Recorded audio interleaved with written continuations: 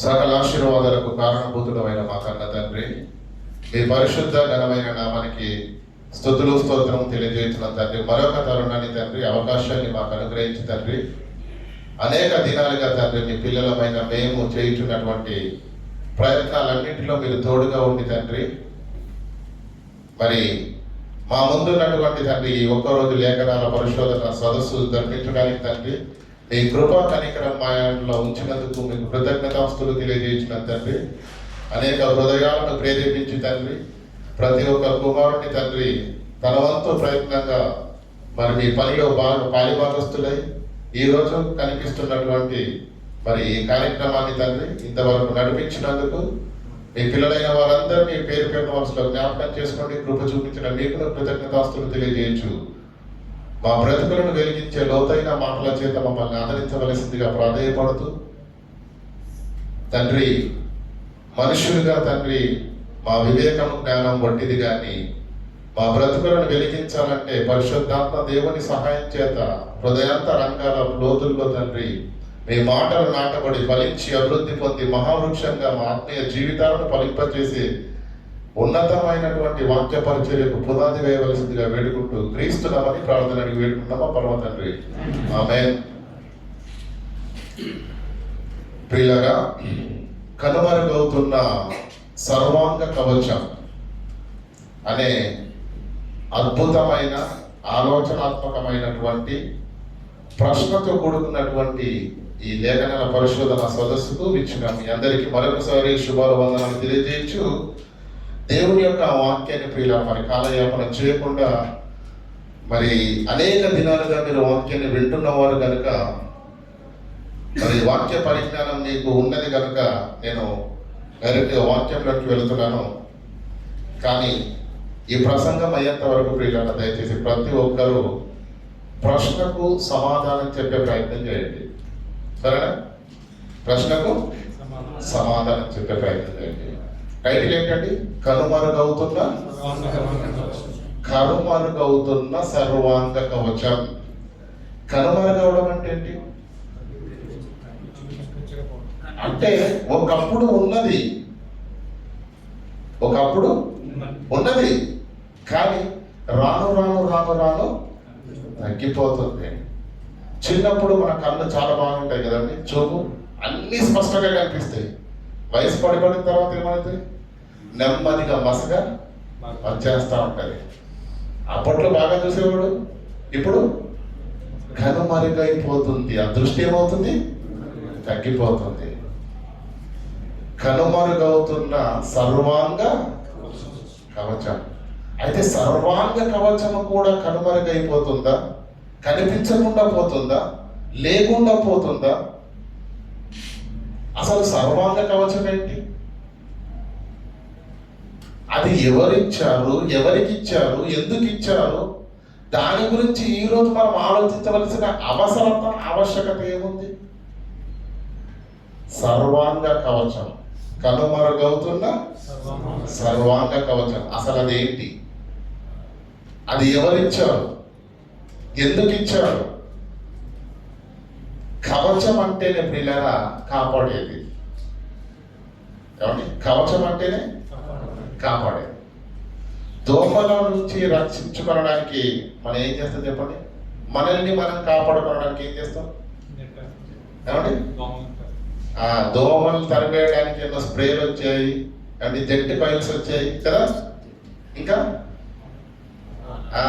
All out అన్ని అవుటేగా ఆల్అవుట్లు పెడుతున్నారు. దేని కొరకు? దోమల బారి నుండి నిన్ను నువ్వు రక్షించుకోవడానికి ఆల్అవుట్ అనేది నీకు దోమల బారి నుంచి కాపాడే కవచం. అది అంతేనా? బ్యాక్టీరియా అంతేందుకంటే వైరస్, కరోనా వైరస్, దాని నుంచి కాపాడబడాలంటే వ్యాక్సిన్. అంతేనా? వైరస్ బారి నుంచి కాపాడాలంటే నీకు ఒక కవచం కావాలి. దోమల బారి నుంచి నిన్ను నువ్వు కాపాడబడాలంటే ఒక కవచం నీకు ఉండాలి. ఇలా మన దైనందిన జీవితంలో ఎన్నింటి బారిలో మనం పడకుండా మనల్ని మనం కాపాడుకునటానికి మనం కప్పుకుంటున్నది, మనల్ని కాపాడుతున్న దాని పేరే కవచము. ఏమండి? దాని పేరే కవచం. అందరూ డ్యూటీలోకి వెళ్తారా? వెళ్ళండి. వెళ్తారా? ఎవరైనా వెళ్ళని వాళ్ళు ఉన్నారు ఇక్కడ? ఉన్నారా? ఈరోజు చక్కగా నీట్గా తయారై వచ్చారు. ఇలాంటి డ్రెస్ కన్నా రేపు డ్యూటీకి వెళ్తే కోరుకుంటారా?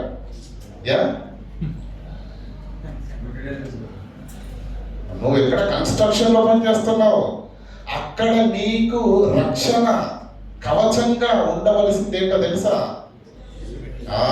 యూనిఫామ్ ఇస్తారు, అది వాళ్ళు డిజైన్ చేసింది.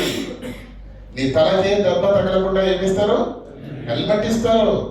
నీ కాళ్ళల్లో, ఎందుకంటే కన్స్ట్రక్షన్ మనం ప్రాంతంలో తిరుగుతున్నాం కనుక మేకులు కానీ ఏమండి ఆ భయంకరమైన ఇనుప ముక్కలు ఏమైనా పుచ్చుకొని మీ కాళ్ళకు గాయం కాకుండా వాళ్ళు ఏం ఇస్తారండి?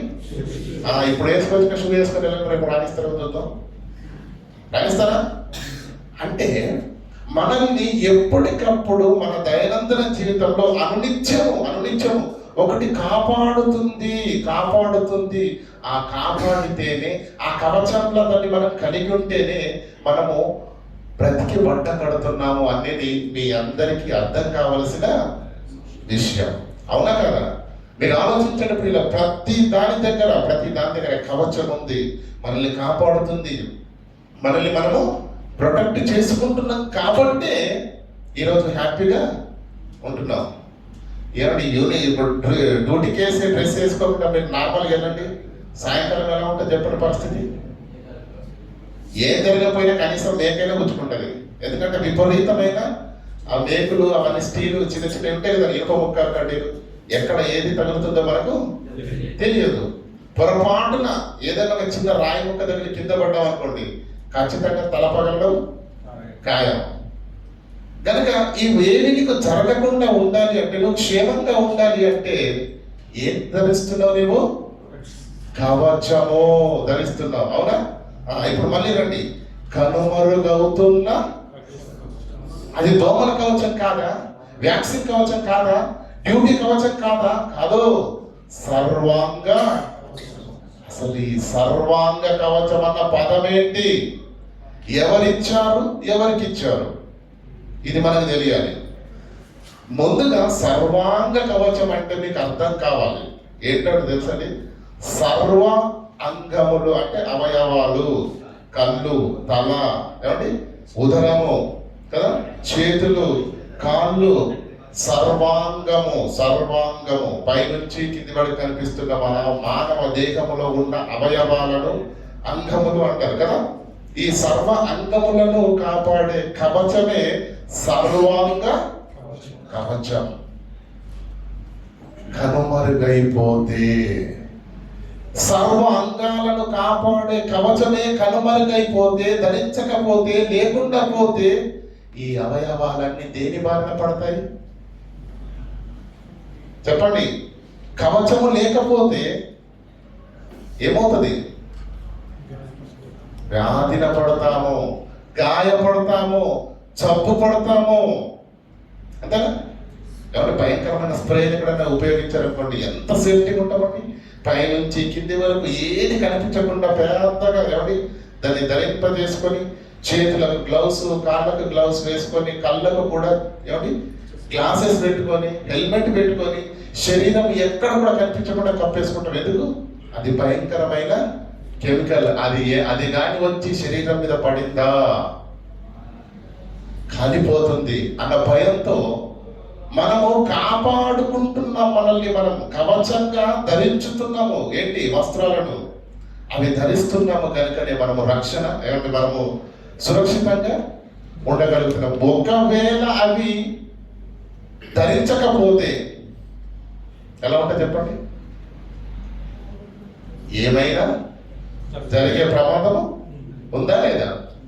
అయితే ఇదంతా మీకు అర్థం కావడానికి చెప్పిన మాటలు ప్రియుల. అయితే ఇప్పుడు కనుమరుగవుతున్నది సర్వాంగ కవచం. అయితే ఈ సర్వాంగ కవచం ఏంటి అనేది మనకు అర్థం కావాలంటే ముందుగా అది ఎవరికి ఇచ్చారు, ఎందుకు ఇచ్చారో మనకు అర్థం కావాలి. ఎఫెసీలకు రాసిన పత్రిక దయచేసి తీయండి ప్రియులారా. ఎఫెసీలకు రాసిన పత్రిక 6వ అధ్యాయము 10వ తుదకు ప్రభువు యొక్క మహాశక్తిని బట్టి. దయచేసి అందరూ తీయండి.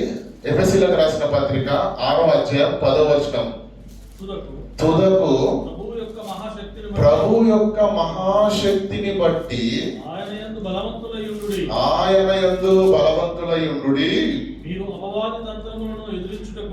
మీరు అపవాది తంత్రములను ఎదిరించుటకు మీరు శక్తిమంతులగునట్లు దేవుడు తన పిల్లలైన విశ్వాసులకు సంఘానికి ఇచ్చే సర్వ అంగ కవచములను ధరించుకొనుడి.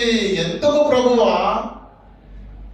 ఎందుకు ధరించాలి ప్రభువా అంటే పైన అంటున్నాడు, మీరు అపవాది తంత్రములను ఎదిరించుటకు మీకు శక్తి కావాలి.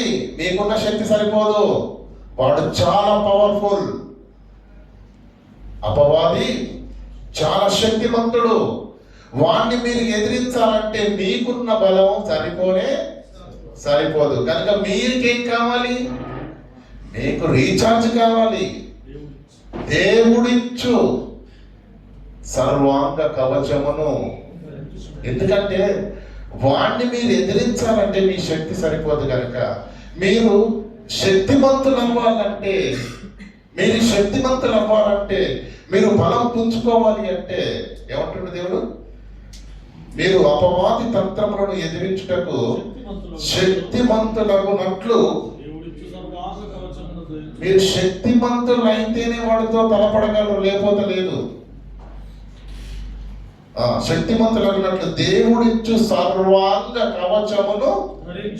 అంటే ఎవరికి ఇస్తున్నారు ఇది?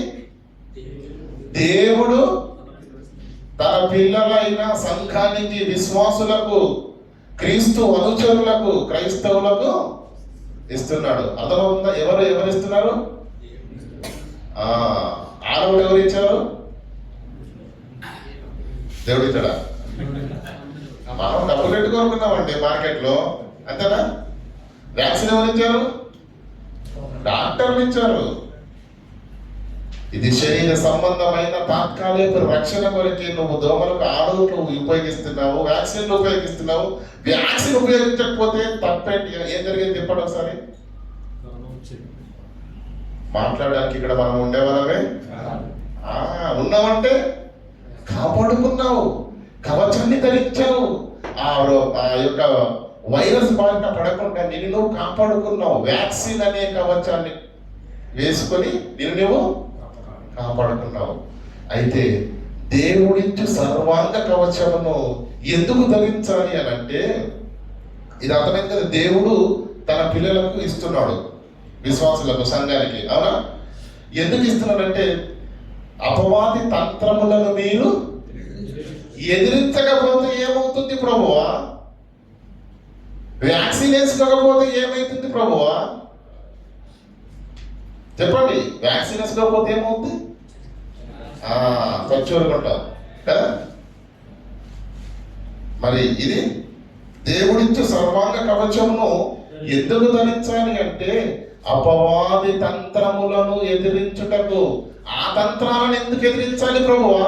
ఆ తంత్రముట్టి యొక్క తంత్రాలను ఎదిరించకపోతే, ఆ తంత్రాలలో, వాడి మాయలో, మత్తులో నువ్వు చిత్తైపోతే, దేవుని కుమారుడిగా సంఘములో విశ్వాస జీవితాన్ని కొనసాగించిన నీవు కూడా పాతాళ అగ్నిగుండానికే వెళ్ళిపోతావు. క్రీస్తును నమ్ముకున్నా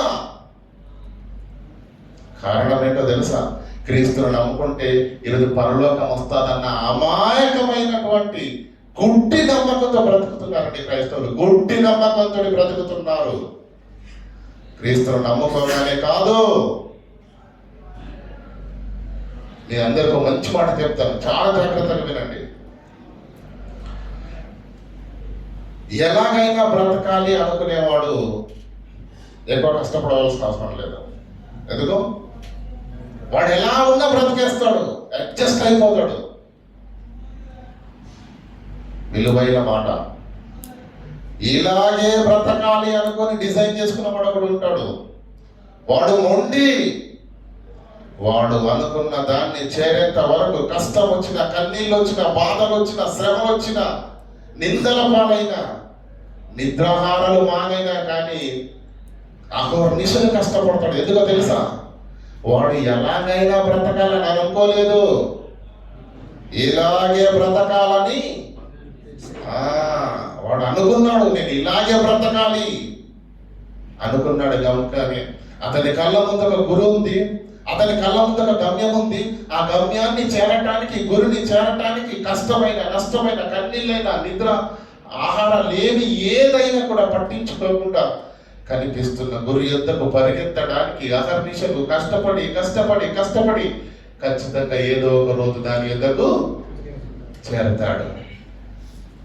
దేవుడు కూడా ప్రియులారా, బాప్తిసం తీసుకున్న మనకు, విశ్వాసులుగా ఉన్నటువంటి మనకు దేవుడు మీరు ఎలా బ్రతికినా పర్వాలేదు నాయన, పరలోకం వచ్చేస్తారు అని అన్నాడా?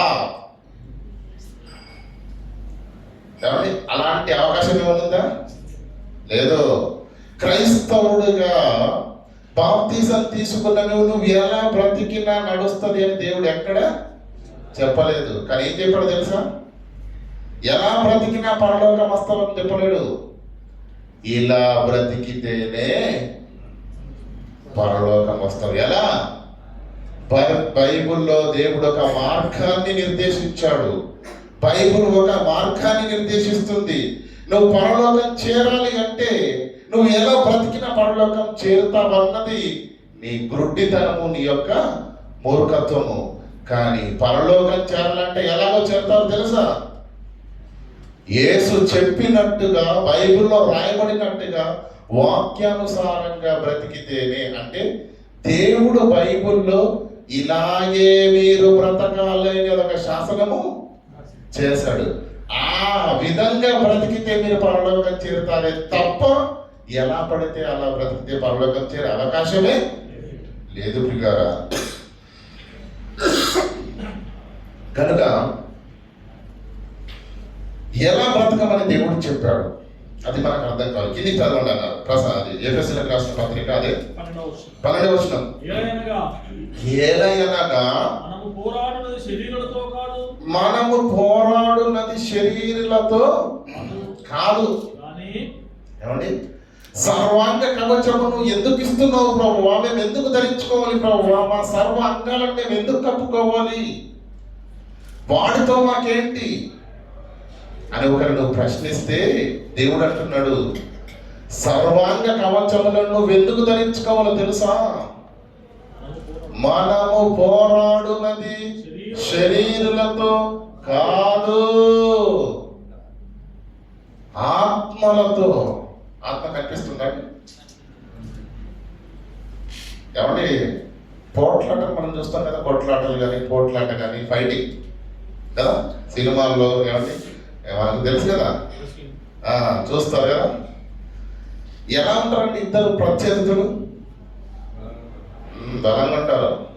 ఒకవేళ బలహీనంగా ఉన్నాడు అనుకోండి, బలవంతుడు 4 కొట్టినా బలహీనుడు ఒకటాగా కొడతాడా? కొట్టడా? లేదండి వాడు మరీ బలహీనంగా ఉన్నాడంటే బలవంతుడు 10 కొడతాడు, బలహీనుడు ఒకటైనా కొడతాడా? కొట్టడా? కానీ ఇదంతా ఎప్పుడు జరుగుతుందో తెలుసా? ఇద్దరు శరీరాలతో ఉన్నప్పుడు, వీడు వీడికి కనిపించినప్పుడు, ఇతను చూసినప్పుడు మాత్రం అది జరుగుతుంది. కానీ ఇక్కడ దేవుడు చెబుతున్న పోరాటం చూశారు. ఏమంటున్నాడు అక్కడ? మనము పోరాడున్నది. ఏమంటుందంటే సంఘానికి, విశ్వాసాలకు దేవుడు ఇదిగో సర్వాంగ కవచాన్ని ధరించుకోండి అన్నాడు.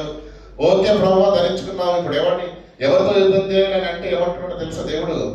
వాడు మీ కంటికి కనిపించడా? కనిపించని వాడు కొట్టే దెబ్బను ఎలా తప్పించుకోవాలి? కనిపించని వాడిని నేనెలా కొట్టాలి ప్రభువా? అర్థమవుతుందా? కనిపించే వాడుతుంటే పోట్లాడొచ్చు అండి, కొట్లాడొచ్చు, యుద్ధం చేయొచ్చు. ఏమండి? మనం వాడితో గెలవాలమా గెలవకపోవడం అనేది తర్వాత విషయము.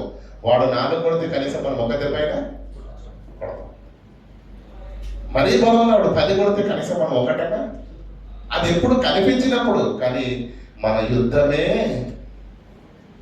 ఎలాంటిది? వినూత్నమైనది. ఇప్పటి వరకు ప్రపంచ చరిత్రలో ఏ రాజు ఏ రాజ్యాలు చెయ్యని యుద్ధం. చరిత్ర పుస్తకాలన్నీ మీరు తిప్పిన ప్రియులరా, ప్రతి రాజు మరో రాజుతో యుద్ధం చేశాడు. వీడు కత్తి పడితే అతను కత్తి పట్టాడు, డాలు పడితే డాలు పట్టాడు, ఏమంటే విల్లు పడితే విల్లు పట్టాడు.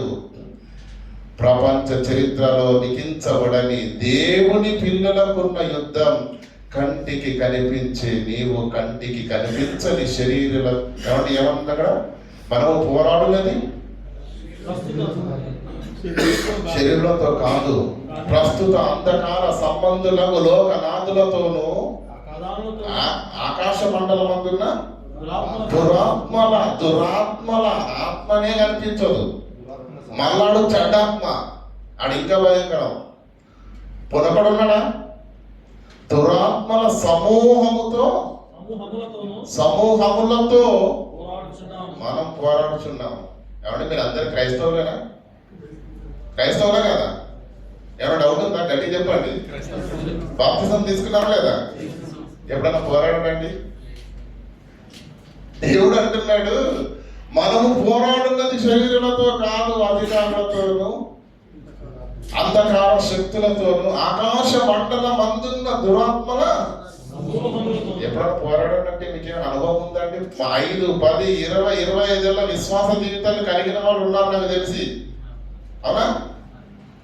ఎప్పుడైనా పోరాడండి? పోరాటం చేసినట్టు ఎప్పుడైనా అనిపించిందా? అసలు ఈ పోరాటం నాకు ఉన్నదన్న సంగతి నీకు తెలుసా? బైబిల్లో ఉన్న వాక్యం చదివానండి నేను, బైబిల్లో లేనిదేది చదవలేదు. చదవండి అలా. ఏలయనగా మనము పోరాడున్నది శరీరులతో కాదు గాని ప్రధానులతోనూ అధికారులతోనూ ప్రస్తుత అంధకార సంబంధమైన లోకనాథులతోనూ ఆకాశ మండలమందున్న దురాత్మ సమూహంతోనూ పోరాడుచున్నాము. సరిపోతుంది, పోరాడుచున్నాము అన్నాడు. ఇది దేవుడు తన పిల్లలకు ఇచ్చినటువంటి సర్వాంగ కవచముతో అపవాది చేత చెయ్యవలసిన యుద్ధాన్ని దేవుడు ఇక్కడ మనకు చూపిస్తున్నాడు. కానీ విచారం ఏంటంటే ప్రియులారా, ఆశ్చర్యపోవలసిన విషయం అంటే ప్రపంచంలో అనేక మంది క్రైస్తవులకు మనకు ఒక యుద్ధం ఉన్నదన్న సంగతే తెలియదు. నామకార్థంగా వెళ్ళొస్తున్నారండి, గుడ్డిగా నమ్ముతున్నారు. అలవాటు ప్రకారంగా వాక్యం చదువుతున్నారు. అలవాటు ప్రకారంగా ఉదయం డ్యూటీకి వెళ్ళేటప్పుడు తీసి 2 ముక్కల వాక్యం చదివేసి ఈరోజు నేను వాక్యాన్ని చదవాలని పొంగిపోతున్నా క్రైస్తవులు ఉన్నటువంటి సమాజ ప్రియుల, మీకు ఒక పోరాటం ఉన్నది అంటున్నాడు. ఆ పోరాటం మీరు చెయ్యాలంటే వాడు ప్రత్యర్థి అపవాది, వాడు చాలా శక్తిమంతుడు. మీరు కూడా శక్తిమంతులు అవ్వాలి అంటే దేవుడు ఇస్తున్న సర్వాంగ కవచాన్ని ధరించాలి. దాన్ని ధరించుకున్న మీరు అప్పుడు వాడితో పోరాడాలి అని దేవుడు వాక్యంలో ఎంత స్పష్టంగా చెబితే మాకేది లేదన్నట్టుగా, మాకేది పట్టనన్నట్టుగా కేవలం నామకార్థంగా ఆదివారం రోజు అలా వెళ్ళి ఇలా వస్తున్నారు. అది కూడా అక్కడికి కూడా వెళ్ళని మహానుభావులు చాలా మంది ఉన్నారు. అసలు బైబిల్ ఏం చెబుతుంది చెప్పాను కదండి. ఎలాగైనా బ్రతకాలి అనుకునేవాడు కష్టపడాల్సిన అవసరం లేదు లోకంలో. ఇలాగే బ్రతకాలి అనుకున్నాడు, నేను ఈ జాబు కొట్టాలి అనుకున్నాడు, నేను ఇన్ని కోట్లు సంపాదించాలనుకున్నాడు మాత్రం పరిగెడతాడు, కష్టపడతాడు. వాడు నిద్ర గురించి ఆలోచించాడు, ఆహారం గురించి ఆలోచించాడు, టైం గురించి ఆలోచించాడు. ఎందుకు? నేను ఇలా బ్రతకాలి అని అనుకుంటున్నాడు. అతనికి ఒక గురి ఉంది, అతనికి ఒక గమ్యం ఉంది. దేవుడు కూడా నువ్వు ఎలా బ్రతికినా పరలోకం వస్తావని చెప్పలేదు. ఇలా బ్రతికితేనే పరలోకం వస్తావని దేవుని ఆజ్ఞల ప్రకారంగా బ్రతకమని చెప్పాడు. కనుక ఆ ఆజ్ఞలను అనుసరించి మనం జీవితం ఉండాలి తప్ప ఎలా పడితే అలా ఉండడానికి వీలు లేదు. అయితే క్రైస్తవునికి పోరాటం ఉందా? పోరాడుతున్నారా? మరి ఏ క్రైస్తవులు కాదా? క్రైస్తవులమే. పోరాటం ఉన్నదని తెలుసు, పోరాడుతున్నారా? మీకు అర్థం కావడానికి చెప్తాను. ఇందాక చెప్పారు కదా, బ్రదర్ అన్నాడు ఫైటింగ్ చూస్తామని కదా. ఫైటింగ్ చూసినప్పుడు ఏమన్నా రింగ్, అది బాక్సింగ్ అనుకుంటారో కరాటే అనుకుంటారో ఏదన్నా అనుకోండి, ఇద్దరు ఉన్నప్పుడు మొదటి వాడు రెండో వాడిని అస్తమానం కొడతా ఉంటాడా, రెండో వాడు కూడా కొడతాడా? ఇద్దరు హోరాహోరీ పోటాపోటీ జరిగితేనే దాన్ని యుద్ధం అంటారు, అవునా కదా. మనకు కూడా యుద్ధం ఉన్నదని దేవుడు ఎన్నో వందల సంవత్సరాల క్రితం వాక్యంలో రాయించిన, 10 సంవత్సరాల విశ్వాస జీవిత చరిత్ర మనం కలిగి ఉన్నా, ఏమంటే ప్రతి దినము దీన్ని చదువుతున్నా క్రైస్తవులమైన మనకు యుద్ధం ఉన్న సంగతి తెలుసా? తెలిస్తే ఆ యుద్ధం నువ్వు చేస్తున్నావా? ఎన్ని దెబ్బలు నువ్వు వాడిని కొట్టావు, వాడిని దెబ్బలు నిన్ను కొట్టాడు, నీకేమైనా లెక్క ఉందా? అబ్బే ఇప్పుడే కొత్త వింటున్నామండి అన్నట్టుకుందా? కనుక దేవుడిచ్చు సర్వాంగ కవచాన్ని ధరించుకోమన్నాడు. మనకు ఏముంది? యుద్ధం ఉంది, మనకు పోరాటము ఉంది. ఈ వాక్యాన్ని ఒక్క మాటను బట్టే కాకుండా ఇంకా మనకు కొన్ని ఆలోచన చేద్దాం. యోహాను సువార్త 18వ అధ్యాయము, మన రక్షకుడైనటువంటి యేసుక్రీస్తు ప్రభుల వారు ఏం మాట్లాడుతున్నారు చూద్దాము. 18వ అధ్యాయము 36వ వచనం. యేసు నా రాజ్యము లోక సంబంధమైనది కాదు, నా రాజ్యము ఈ లోక సంబంధమైనది కాదు. నా రాజ్యము ఈ లోక సంబంధమైనది అయితే, అంటే నేను రాజును, నాకు రాజ్యం ఉన్నది, కానీ ఆ రాజ్యము ఈ లోకంలో ఉండే అన్ని రాజ్యాల వంటి రాజ్యము కాదు. నా రాజ్యము ఈ లోక సంబంధమైనది కాదు.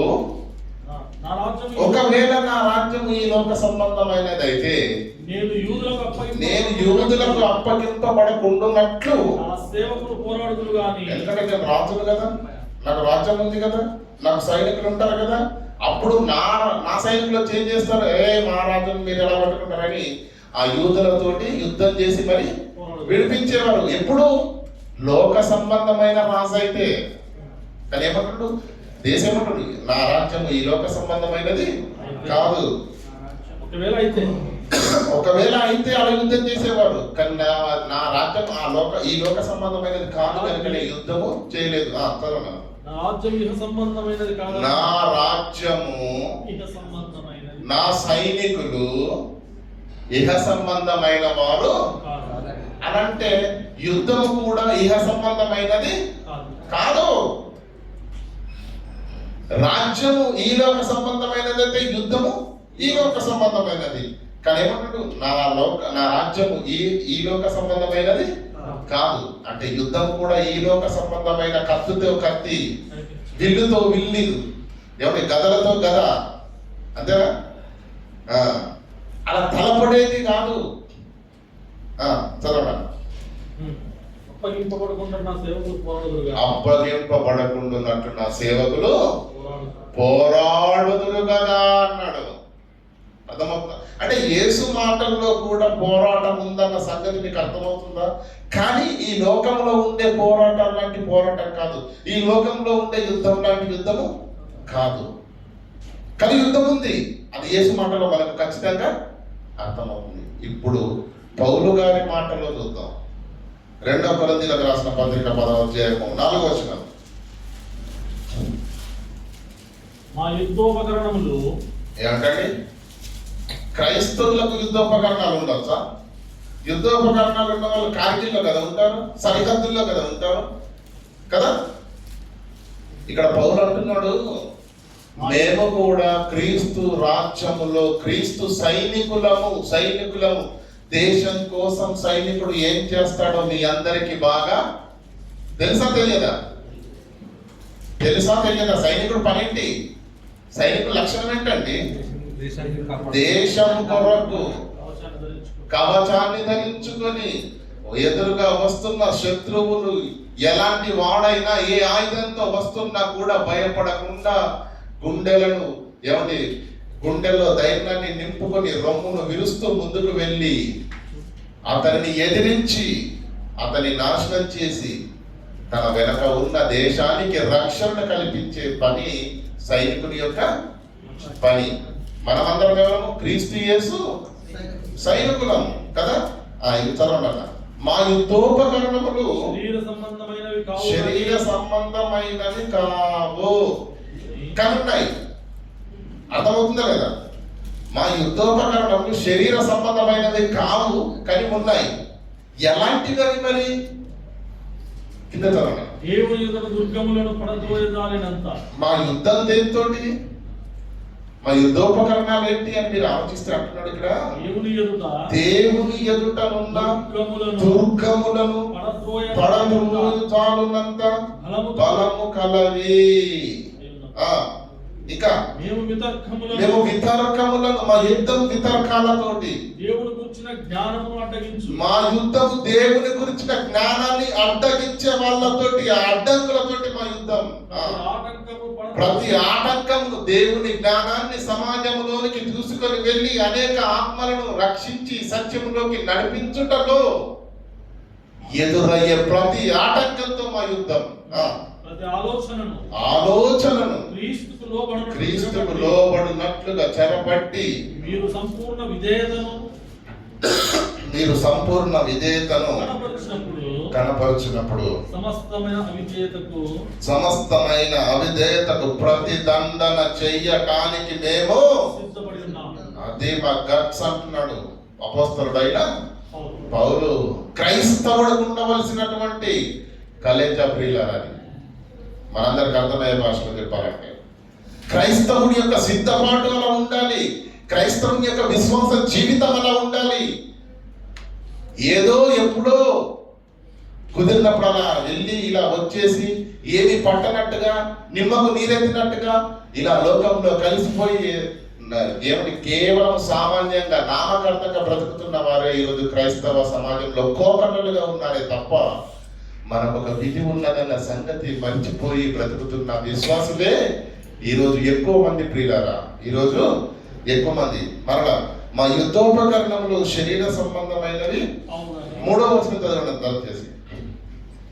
మేము శరీరధారులమై నడుచుకొనుచున్న ప్రకారము నడుచుకొనుచున్నాము. మేము శరీరాలతో ఉన్నప్పటికీ మా యుద్ధము మాత్రం శరీరులతో కాదు. ఇందాక చదువుకున్నాం కదా, ఏమని చదువుకున్నాం ఎఫెసు పత్రికలో? మనము పోరాడున్నది శరీరులతో కాదు. దేనితోటి మరి యుద్ధం? ఎందుకు ధరించుకోవాలి ప్రభు ఈ సర్వాంగ కవచం? దేనితోటి యుద్ధం అంటే సమస్తమైన అవిధేయత పైన కదా, వితర్కముల పైన, దేవుని గూర్చిన జ్ఞానాన్ని అడ్డగించే ప్రతి ఆటంకం పైన మా యుద్ధం. ప్రతి ఆలోచనను క్రీస్తుకు చెరపట్టునట్టుగా చేయటం కొరకు మా యుద్ధం. పైన ఒక అద్భుతమైన మాట ఉందండి. దేవుని ఎదుటనున్న దుర్గములను ఉంటా చూడండి.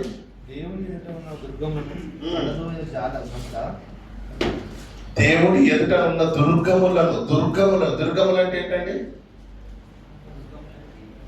కట్టడం, గోడలు, ప్రాకారములు. దుర్గములు అంటే కట్టడాలు. ఇప్పుడు ఏమంటే 2 రూమ్లు ఉన్నాయి అనుకోండి, 2 రూమ్ల మధ్యలో ఏమంటే గోడ ఉంటుంది, అడ్డు గోడ అంటాం కదా. అది ఎందుకు ఉంది? అవతల వాళ్ళు మనకు కనిపించకూడదు, మనము అవతల వాళ్ళకి కనిపించకూడదు. కానీ ప్రపంచానికి తెలియని మహాభయంకరమైన విషయం ఏంటో తెలుసా? దేవుడు ప్రపంచానికి కనిపించకుండా అపవాది ఏం చేశాడో తెలుసా? గోడ కట్టేశాడు.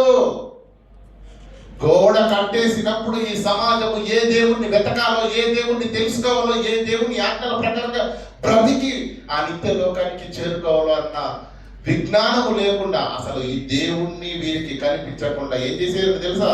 మధ్యలో దుర్గం. ఆ దుర్గం కట్టేశాడు కనుక నిజమైన దేవుడు కనిపించట్లేదు, నిజమైన దేవుడు అర్థం కావట్లేదు, నిజమైన భక్తి ఏంటో అర్థం కావట్లేదు, నిజమైన దేవుని శాసనం ఏంటో ఈనాడు సమాజానికి అర్థం కావట్లేదు. క్రైస్తవుడమైన నువ్వేం చేయాలో తెలుసా? క్రీస్తు సైనికుడు వైపు నువ్వేం చేయాలో తెలుసా? సర్వాంగ కవచాన్ని ధరించుకుని నువ్వేం చేయాలో తెలుసా? ఆ దుర్గాలను బద్దలు కొట్టాలి. మా యుద్ధోపకరణములు శరీర సంబంధమైనవి కావు.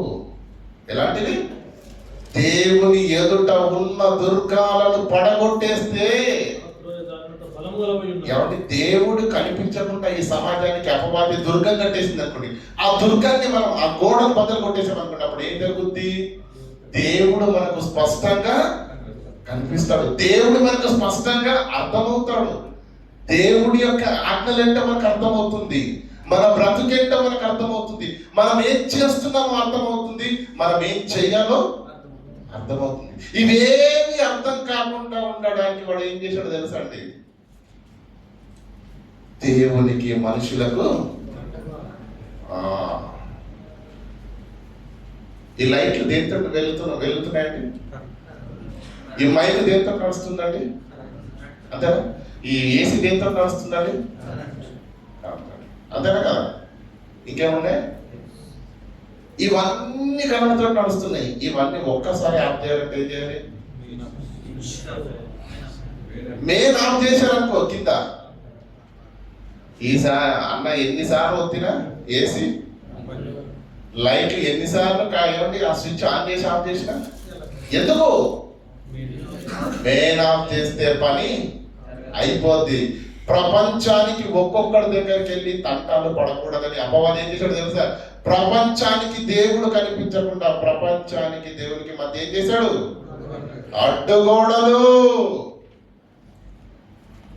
అడ్డుగోడలు కట్టేశాడు. ఆ అడ్డుగోడలు భయంకరమైనవి. ఆ అడ్డుగోడలు బద్దలు కొడితే తప్ప వాళ్ళకి దేవుడు కనిపించడు. ఆ అడ్డుగోడలను తొలగిస్తే తప్ప వాడు దేవుణ్ణి తెలుసుకోడు. ఇదంతా క్రైస్తవుల యొక్క, క్రీస్తు సైనికుల యొక్క పని. ఏమండి? క్రీస్తు సైనికుల యొక్క పని. కనుక ఈ రోజు సమాజం ఎందుకు వర్ధిల్లట్లేదు? ఈ రోజు సమాజం దేవుణ్ణి ఎందుకు తెలుసుకోవట్లేదు? ఈ రోజు సమాజంకు దేవుడు ఎందుకు అర్థం కావట్లేదు? ప్రియులారా, పరలోకం వెళ్ళడం చాలా కష్టమైపోయింది ఈ రోజుల్లో. ఎంత ఈజీ అంటే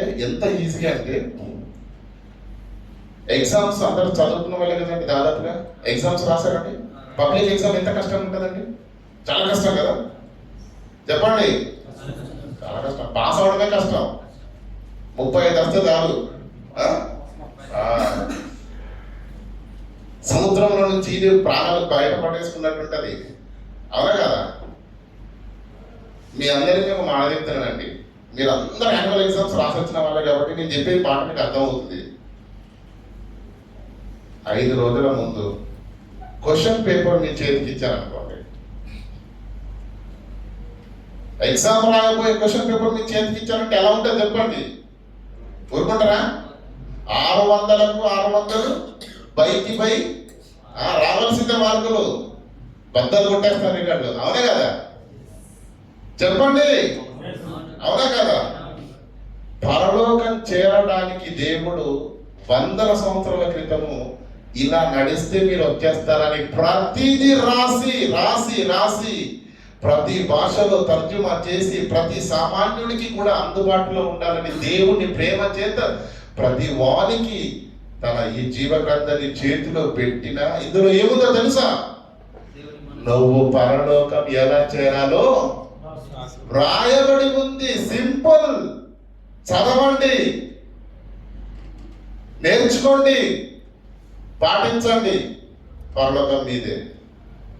ఎప్పుడు చూడండి, ఇది 1000 సంవత్సరాల క్రితం దేవుడు భూమి మీదకి దీన్ని పంపించినా మీరు ఇలా బ్రతికితే చాలు పరలోకం వచ్చేస్తారని చెప్పినా అది మీ చేతుల్లోనే పెట్టినా ఇప్పటికీ కూడా అందులో ఏముందో తెలుసా? అందులో ఏముందో తెలియదు ప్రియులారా. అంటే మీరు అర్థం చేసుకోండి, అందులో ఏ క్వశ్చన్ పేపర్ ఇచ్చినా కూడా 0 మార్కులే వస్తున్నాయంటే మనకంటే దరిద్రుడు భూమి మీద ఇంకెవరు ఉండరు. ఎలా వస్తారో పరలోకం దేవుడు ఈ సమాజానికి తెలియనప్పుడు యేసుక్రీస్తుని పంపించాడు. చూడండి, యోహాను సువార్త 1వ అధ్యాయం 18వ వచనం చదవండి. ఇందాక చదువుకున్నా కదా, దేవుడికి దేవుడు సమాజానికి కనిపించకుండా అపవాదం ఏం చేశాడట? అడ్డుగోడలు కట్టేస్తే బద్దలు కొట్టేశాడు ఆ గోడల్ని దేవుడు, యేసుక్రీస్తు. చూడండి 1:18. ఎవడును ఎప్పుడును దేవుడిని చూడలేదు, తెలుసుకోలేదు, దేవుడు ఎవరో తెలియదు. అయితే యేసుక్రీస్తు భూమి మీదకి ఎందుకు వచ్చాడు తెలుసా? తండ్రి రొమ్మనున్న అద్వితీయ కుమారుడే ప్రభు అయిన యేసుక్రీస్తు ప్రభువే ఆయనను, ఆ దేవుణ్ణి ఈ ప్రపంచానికి ఏం చేశాడు? బయలుపరిచాడు, పరిచయం చేశాడు.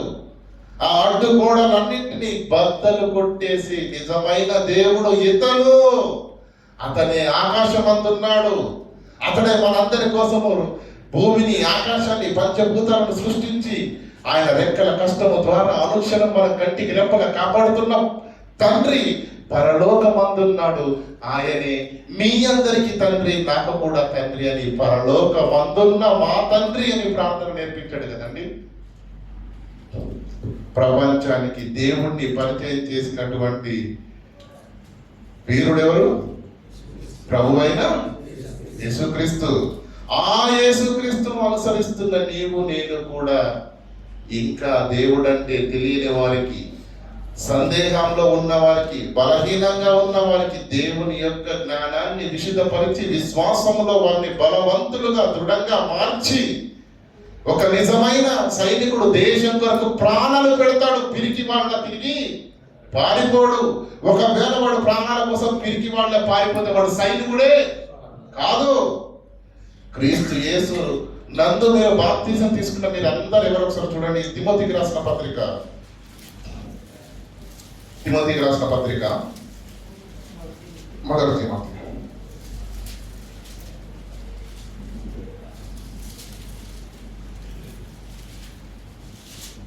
2 తిమోతి, క్షమించండి, 2 తిమోతి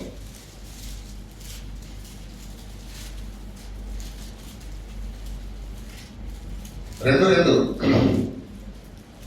నీవు అనేక సాక్షుల ఎదుట నా వలన విన్న సంగతులను ఇతరులకు బోధించుటకు నమ్మకమైన మనుషులకు అప్పగించుము. క్రీస్తు యేసు యొక్క మంచి సైనికులు నాతో, ఆ పదం అండర్లైన్, క్రీస్తు యేసు యొక్క మంచి సైనికుని వలె నాతో కూడా శ్రమను అనుభవించు. కష్టపడు, దేశం కొరకు కష్టపడుతున్నది మన వీర జవానుడు, దేశం కొరకు కదా. మరి నువ్వు సంఘంలోకి వచ్చిన నువ్వు నేనెవరు? క్రీస్తు యేసు సైనికులు. సంఘం కొరకు నువ్వు సైనికుడు అవ్వాలి, క్రీస్తు కొరకు నువ్వు సైనికుడు అవ్వాలి, దేవుని కొరకు నువ్వు సైనికుడు అవ్వాలి. సైనికుడు అంటే ఎలా అంటాడండి? గురకబెట్టి నిద్రపోయేవాడిని సైనికుడు అంటారా? చెప్పండి. కంటి పైన నిద్ర లేకుండా శత్రువు ఏ క్షణాన ఆయన పైన విరుచుకుపడతారని చెప్పేసి వాడి కోసం ఎదురు చూస్తూ వాడు అడుగు పడగానే ఎదుర్కొని వాడిని ఓడించే వాడిని సైనికుడు అంటారు. మనం క్రీస్తు యేసు సైనికులం కదా. మన క్రీస్తు యేసు సైనికులం అన్నప్పుడు యేసుక్రీస్తు మాటల్లో మనకు పోరాటం ఉన్నప్పుడు, పౌలు గారి మాటల్లో యుద్ధోపకరణములు శరీర సంబంధమైనవి కావు, వితర్కములను, దేవుడి గురించి అటకించు జ్ఞానాన్ని ఆటంకపరిచే ప్రతి దానిని ఎదిరించుటకు, సమస్తమైన అవిధేయత పైన ప్రతిదండన చేయటకు మేము సిద్ధంగా ఉన్నామన్నారు. అవునా? మరి అలాంటి యుద్ధం చేయాలంటే ఆ యుద్ధాన్ని చేస్తున్నామా? ఎప్పుడు బాప్తిసం తీసుకున్నారని అడిగితే ఏ ఒక్కరిని అడిగినా కూడా తక్కువ ఎక్స్పీరియన్స్ అయితే లేదు. చెప్పండి ఎవరిని అడిగినా, అన్నని అడిగితే 30 అంటాడు, అంతేనా? 30 సంవత్సరాల విశ్వాస జీవిత చరిత్ర ఉంది కదా. అంటే 30 సంవత్సరాల క్రితమే నువ్వు బాప్తిసం తీసుకున్నావంటే క్రీస్తు సైనికుడివి. నువ్వు బాప్తిసం తీసుకున్నావంటే క్రీస్తు రాజ్యంలోకి వచ్చేసావు. మరి ఇన్ని సంవత్సరాల నుంచి సైనికుడిగా ఉన్న నీవు ఏమి యుద్ధం చేసావు చెప్పు? ఎన్ని దెబ్బలు వాడిని నువ్వు కొట్టావు, వాడు నిన్నెన్ని దెబ్బలు కొట్టాడు? ఏమైనా గుర్తుందా? అసలు యుద్ధం ఉన్నదన్న సంగతి ఏమైనా అర్థమైందా? ఎటు వెళ్ళిపోతుందండి. అందుకే చెప్పాను, ఎలా బ్రతకాలనుకున్నా కానీ ఎలాగైనా బ్రతకాలనుకునేవాడు ఈజీగా బ్రతికేస్తాడు. ఇలా బ్రతకాలనుకునేవాడు కష్టపడాలి. ఎలాగ బ్రతికినా నువ్వు పరలోకం వస్తావని దేవుడు చెప్పాలా? గ్రంథాన్ని నీ చేతిలో పెట్టి నేనే మార్గమును, నేనే సత్యమును, నేనే, ఇలా బ్రతకండి, నా ద్వారానే తప్ప ఎవడును తండ్రి యొద్దకు, నా ద్వారా అంటే నేను ఎలాగ బ్రతికి మీకు మాదిరి చూపించానో అలాగే మీరు కూడా బ్రతికి పరలోకము చేరుకోండి అని చెప్పాడు దేవుడు. అవునా? ఆ మాదిరిలో ఉన్నామా? ఆ మాదిరిలో నడుస్తున్నామా? చూడండి ఒకసారి లూకా సువార్త 11వ అధ్యాయం 23వ వచనం. ఒకడు ప్రభువా, లూకా సువార్త 11వ అధ్యాయం 23వ వచనం. ఒకడు ప్రభువా, రక్షణ పొందువారు కొద్దిమందేనా అన్నాడు. ఏమండి, రక్షణ పొందువారు కొద్దిమందేనా అని ఈ ప్రశ్నను యేసుక్రీస్తు ప్రభువుని అడిగాడంటే ఆయనకి ఎంత పెద్ద డౌట్ ఉండాలి చెప్పండి. అంతకు ముందు ఇంకేదో విని ఉండాలి కదా, ప్రసంగం ఏదో అయి ఉండాలి. ప్రసంగం అయిన తర్వాతనే కదండి డౌట్లు వచ్చేది. ఏమన్నాడు? రక్షణ పొందువారు కొద్దిమందేనా అన్నప్పుడు యేసుక్రీస్తు ఏమన్నాడు? ఆయన వాళ్ళని చూచి కొద్ది మంది అన్నాడా, ఎక్కువ మంది అన్నాడా? అసలు కొద్ది మంది చెప్పలేదు, ఎక్కువ మంది అని చెప్పలేడు. కానీ ఇంకో మాట చెప్పాడు. ఏమన్నాడు? ఆయన వారితో చూచి ఆ కొద్ది మంది అని నీకు అర్థమైంది, కొద్ది మంది వెళ్తారని నీకు అర్థమైంది. ఆ కొద్ది మంది అయినా కానీ ఇరుకు ద్వారమున ప్రవేశించాలంటే పోరాడాలి. అనేకులు ప్రవేశింప చూతురు కానీ వారి వలన అది కాదని మీకు చెప్తున్నాను. అంటే మార్గంలోకి వచ్చిన వాళ్ళలో కూడా ఆ మార్గమందు ప్రవేశింపని వారు అనేకులు ఉన్నారా? ఏమంటాడు చదవండి, మళ్ళీ అద్భుతమైన మాట. అయితే ఒకడు ప్రభువా, రక్షణ పొందువారు కొద్ది మందేనా ఆయన నన్ను అడిగాడంటే అప్పటి వరకు ఏదో ప్రసంగం జరిగింది అంతే కదా. అప్పుడు యేసుక్రీస్తు ఏమంటాడు? ఆయన వారి వైపు చూచి ఇరుకు ద్వారమున ప్రవేశింప కూర్చుంటే కుదరదు, నిద్రపోతే కుదరదు, సంవత్సరానికి ఒకసారి మందిరానికి వెళ్తే కుదరదు. క్రీస్తు యేసు సైనికుడు అయిన నీవు, ఒక సైనికుడు అహర్నిశలు ఏ విధంగా దేశం కొరకు కష్టపడుతున్నాడు, ఆ దేశం కొరకు కష్టపడుతున్న సైనికులు నువ్వు చూస్తున్నావు కాబట్టి నీకు అర్థం కావడానికి రాయబడిన మాట అది బైబిల్లో. నువ్వు క్రీస్తు యేసు సైనికుడవు. సైనికుడు యుద్ధం చేయాలి కదా, సైనికుడు పోరాడాలి కదా. మరి అటువంటి పోరాటంగా ఉందండి మనలో. ఎటు వెళ్ళిపోతుంది చెప్పండి మన క్రైస్తవ జీవితాలు? బైబిల్లో ఉన్నది చెబుతున్న పిల్లలు ఎలా బ్రతికిన పరలోకం వెళ్ళము, ఎలా బ్రతికితేనే పరలోకం వెళ్తామన్నమాట. ఈ బైబిల్లో ఏముంది అని చూస్తే పోరాటమే ఉంది. కనుక ఇరుగు మార్గంలో ప్రవేశించాలంటే నువ్వేం చేయాలి? పోరాడాలి, పోరాడాలి. పోరాడవలసిన క్రైస్తవుడికి పోరాటం ఉన్నదన్న సంగతే తెలియదు. కవచమును ధరించుకోమని దేవుడు చెబితే కనీసం కవచాన్ని ధరించుకున్నాడు. అది చూద్దాం పోండి. మా ఎఫెసీలకు రాసిన పత్రిక 6:10 వచ్చాను. మళ్ళీ తొందరగా ఎఫెసీలకు రాసిన పత్రిక 6:10 11 నుంచి చదువుకుందాం డైరెక్ట్. మీరు అపవాది తంత్రములను ఎదిరించాలంటే సర్వాంగ కవచాన్ని ధరించుకోమన్నాడు కదండి. ఆ సర్వాంగ కవచం మనకు ఉందో లేదో ముందు అర్థం చేసుకుందాం. అందుచేత మీరు ఆపద్దినమందు 11వ వచనం చూడండి. 6:13 అందుచేతను మీరు ఆపద్దినమందు వారిని, అంటే ఎవరిని? అపవాదిని, సాతానును ఎదిరించుటకు మీరు సమస్తమును నెరవేర్చిన వారై నిలబడుటకు మీకు శక్తి కావాలి. ఆ శక్తి దేవుడిచ్చు సర్వాంగ కవచమును ధరించుకోండి. ఏంటి బాబు అప్పటి నుంచి సర్వాంగ కవచం అని అంటున్నారు. దోమల్ని చంపాలంటే ఆల్ అవుట్, డ్యూటీకి వెళ్ళాలంటే కంపెనీ యూనిఫాము, షూస్, హెల్మెట్. ఏమండి కరోనా వస్తే పేరేంటండి, వ్యాక్సిన్ పేరేంటండి? కోవిడ్ షీల్డ్, ఫైబర్, ఇంకా కదా ఇట్లాంటి ఉన్నాయి కదా. అవి వాటి నుంచి రక్షణ. సర్వాంగ కవచం అంటున్నావు కదా ప్రభు, ఇంతకి ఏంటది అంటే కింద అంటున్నాడు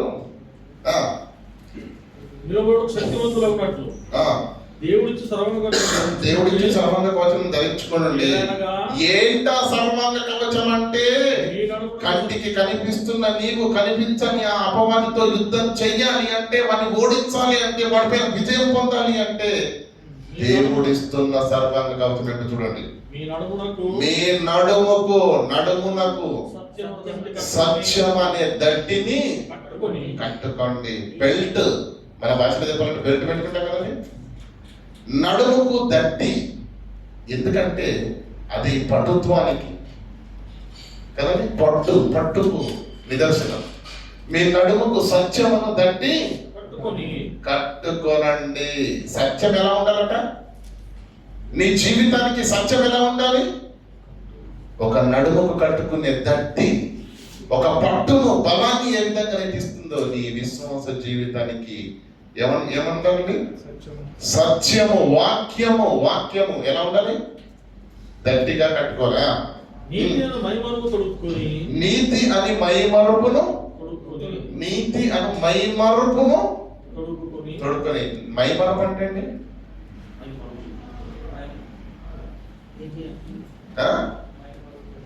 మైమరుపు అంటే ఏంటి? మర్చిపోయి అనుకుంటున్నారా? మైమరుపు అంటే ఏంటో నేను చెప్తాను, మతిమరుపు అనుకోకండి. కోటీశ్వరుడు, ముఖ్యమైన వాళ్ళు ఇప్పుడు మనం వచ్చినటువంటి కార్లు వస్తారండి, షేరింగ్ కార్లు వస్తారా? వాళ్ళు వాడే కార్లు కోట్లలో ఉంటాయి. ఆ కారుకు ఎవడైనా పొరపాటున షూట్ చేసినా కూడా సకలము. ఎందుకు? Bulletproof. మైమరపట్టాలి. నువ్వు నీతినే నీకు బుల్లెట్ ప్రూఫ్ గా ఉంచుకున్న తర్వాత నీ పైన ఎవడు నింద వేయదాలడు. నీతి అను మైమరపును తొడుక్కుంటే ఎవడు నింద వేయదాలనప్పుడు అపవాది గాడికి అవకాశమే మన బ్రతుకునాలను చేయడానికి.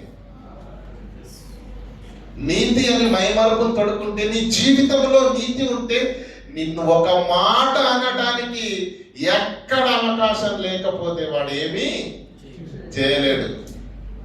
మనం తెర వెనకాల ఎలా ఉంటుంది బ్రతుకు? తెర వెనకాల మరణ ఉంటుంది, తెర ముందు ఎలా ఉంటుంది, తెర వెనకాల మరణ ఉంటుంది. నీతి అని మైమరుపును తొడుక్కోండి. ఇది ఎంతమందికి ఉంది చెప్పండి? దేవునికి స్తోత్రం. ఎవరు సమాధానం చెప్పట్లేదు. కిందికి రండి. పాదములకు సమాధాన సువార్త వలనైన వాక్యము విన్న తర్వాత వాక్యము చేత నీ మనసును సిద్ధపరచుకొని ఎక్కడికైనా నేను వెళ్ళాలి దేవుని కొరకని సిద్ధ మనసు నీకుందా? ఆ జోడు తొడుక్కుంటున్నాడు. ఏమంటే చెప్పుల జోడు లేకుండా బయటకు వెళ్ళగలమండి? బయటకు వెళ్తే ఏమండి భయంకరమైన ఎండ, కాలిపోతున్నాయి. నడవగలమంటే పాదరక్షణ లేకుండా. క్రైస్తవుడమైన నీకు సమాధాన సువార్త వలనైన సిద్ధ మనసు లేకపోతే, జోడు లేకుండా నువ్వు బయట ప్రయాణించడం ఎంత కష్టమో, ఈ మనసు లేకుండా కూడా నువ్వు విశ్వాస జీవితంలో ఈ భూమి మీద ఈ రణరంగంలో అపవాదితో నీకున్న పోరులో నువ్వు 2 అడుగులు కూడా ఎందుకు? నీ కాళ్ళకు సమాధాన సువార్త వలనైన సిద్ధ మనసు నీకు దేవుని కొరకు ఏదైనా చెయ్యాలి అనగానే తర్వాత చేద్దామండి. ఇది సిద్ధ మనసు అండి. పని కొరకు, జ్ఞానం కొరకు, కష్టం కొరకు, స్వప్రయోజనాన్ని ఆశించకుండా ఎదుటి వాని మేలు కొరకు దేనికైనా సిద్ధపడి నిన్ను నీవు ప్రేమించుకున్నట కంటే ఎవరన్నా యేసుక్రీస్తు మిమ్మల్ని వల్లే మీ పొరుగు వారిని కూడా ప్రేమించండి అన్నాడు. మీరు ప్రేమించినట్టుగా వారిని కూడా ప్రేమించండి అన్నాడు. మనం ఏం చేస్తాం? మనల్ని మాత్రము 100% ప్రేమిస్తాము, పొరుగు వారిని అసలు ప్రేమించాం. మళ్ళీ క్రైస్తవులమే. మాటల్లో ఉన్న ప్రేమ చేతల్లో ఉందండి. Praise the lord brother. బా, తేనె కూడా అవసరం లేదు ఆ మాటలకి. క్రియ కష్టంగా ఉంది, కాస్త వ్యాధి అందు, బాధ అందు ఒకవేళ ఇబ్బంది పడుతుంది, కనీసం వెళ్ళి పలకరించడం నోటి మాటలు క్రియే కదండి. ఆదరణలో ఉన్నప్పుడు, కృంగిపోయినప్పుడు, కష్టాల్లో ఉన్నప్పుడు ఒకరిని ఎవరిని ఆదరించడం, భుజం తట్టడం, ధైర్యాన్ని నింపడం. తమ్ముడు, కష్టాలు అందరికి వస్తాయి, ప్రార్థనలో ఉందాం మనం, దేవుడు సాయం చేస్తాడు. ఒక బలాన్ని ఇవ్వగలుగుతున్నాం. సిద్ధ మనస్సు ఎదుటి వాని కొరకు అతన్ని వాక్యంలో నడిపించడం కొరకు, విశ్వాసంలో నిలబెట్టడం కొరకు, దేవునికి దగ్గర చేయడం కొరకు చేయవలసిన ప్రతిదీ చేయడానికి నీ నడుము, నీ పాదాలు ఎక్కడ ఉండాలి? ముందుండాలా, వెనక ఉండాలా? ముందుండాలి. అలాంటి మనసు ఉందండి. ఏదో ఆదివారం కనుకలేదు వీరి దగ్గరికి వచ్చిన ఇలాంటి ఏమి నేను నాకు పట్టవండి అని చెప్పేసి వెళ్ళిపోతే అది సిద్ధపడిన మనసు అండి. దేవుని కొరకు తెగింపు, సిద్ధపాటు. సైనికుడి దగ్గరికి వెళ్ళి, అరే అక్కడ నుంచి తుపాకీ వేసుకొని వస్తున్నారు శత్రువు అంటే, అమ్మ బాబాయ్ నేను తుపాకీ వేసుకుని దూరలేదని పారిపోతాడా? కత్తి వేసుకొని వస్తున్నాడు అంటే, అయ్యో బాబాయ్ కత్తి చూస్తే నాకు కత్తి తిరిగిపోతే వెళ్ళిపోతాడా? చెప్పండి.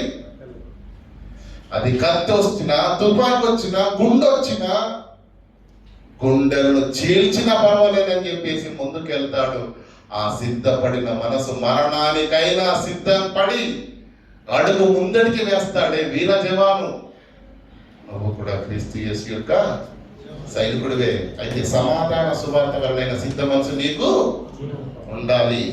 దేవుని పరకు అన్నిక ముందుడికి వెళ్ళే ఆలోచనలు ఉండండి. వెనక్కి వెళ్ళే ఆలోచన వచ్చిందంటే నీ లోపల పుడుతున్నది దేవుని ఆలోచన. ఆడు వెనక దానం కట్టడం గుర్తు చేసుకుంటూ దానం కట్టి ఇలా లాగుతున్నాడు నిన్ను వెనక్కి. కింది ఇవన్నీ కాక విశ్వాసం అనే డాలు అంటే ఏంటంటే, ఏమండి అప్పుడు పూర్వకాలంలో యుద్ధాలు జరిగేటప్పుడు చేతిలో కత్తి ఉంటదండి, మరో చేతిలో డాల్ అంటే ఇలా పెద్దగా ఉంటది, ఇనుప కవచం. ఒకవేళ అక్కడ అవతల ఉన్నటువంటి శత్రువు చాకుతో పొడిచాడు అనుకో, కత్తితో, ఆ ఖడ్గంతో పొడుస్తున్నప్పుడు అతన్ని పొడిచినప్పుడు దాని నుంచి తప్పించుకోవడానికి డాలును అడ్డం పెడితే ఆ కత్తి పొట్టు నుంచి తప్పించుకుంటాడు. డాలి లేదనుకోండి, ఈడు ఇలా తిప్పడం తిప్పుతాడు, అక్కడి నుంచి వాడు ఒక్కసారి ఎవరి ఖడ్గంతో పొడిచాడు అనుకోండి, ఏమైపోద్ది? అక్కడికే స్టోరీ సమాప్తం అయిపోతుంది. అంటే డాలు కూడా చాలా ఇంపార్టెంట్. విశ్వాసం అనే డాలును పట్టుకోండి. ఎంతమందికి చెప్పండి విశ్వాసం? చెప్పండి, విశ్వాసం అంటే ఏంటి? చూచి నమ్మువారి కంటే చూడక నమ్మువారు ధన్యులు అన్నాడు తోమతో అన్నాడు. కానీ యేసుక్రీస్తు ఉన్న 3.5 సంవత్సరాలు ఉన్న తోమనే ఆ గాయాలలో నేను చేతి పెట్టి చూడాలి. మీరు ఎవరిని చూసి ఎవరు అనుకున్నారు? నేను అంత తింగరుని కాదు, నేను మహామేధావిని. మా ప్రభువుకు నాకు బాగా గుర్తుంది, బల్లెం పౌడర్ పొడిచారు కనుక ఆ గాయాల్లో నేను చేతుల నుంచి చూచి ఆ గాయం కూడా పచ్చిగా ఉంటేనే మహామేధాన్ని. చూచి నమ్మువారి కంటే చూడక నమ్మువారు ధన్యులు. యేసుక్రీస్తు 3.5 సంవత్సరాలు ఉన్న తోమ విశ్వాసం అదైతే నీ విశ్వాసం ఏది? నమ్మాలి, దేవుని నమ్మాలంటే జరిగి తీరాలి. జరగకపోతే నేను దేవుని నమ్మా. ఉద్యోగం రాకపోతే నాకు దేవుడు అవసరం లేదు, ఆస్తులు రాకపోతే నాకు దేవుడు అవసరం లేదు, మేలు జరగకపోతే నాకు దేవుడు అవసరం లేదు, జరిగి తీరాలి అంతే. అదా విశ్వాసం. కంటికి కనిపి ఏమంటది? నిరీక్షింపబడి వాటి యొక్క నిజస్వరూపము అదృశ్యమైనవి ఉన్నవి అనుటకు రుజువై ఉన్నది.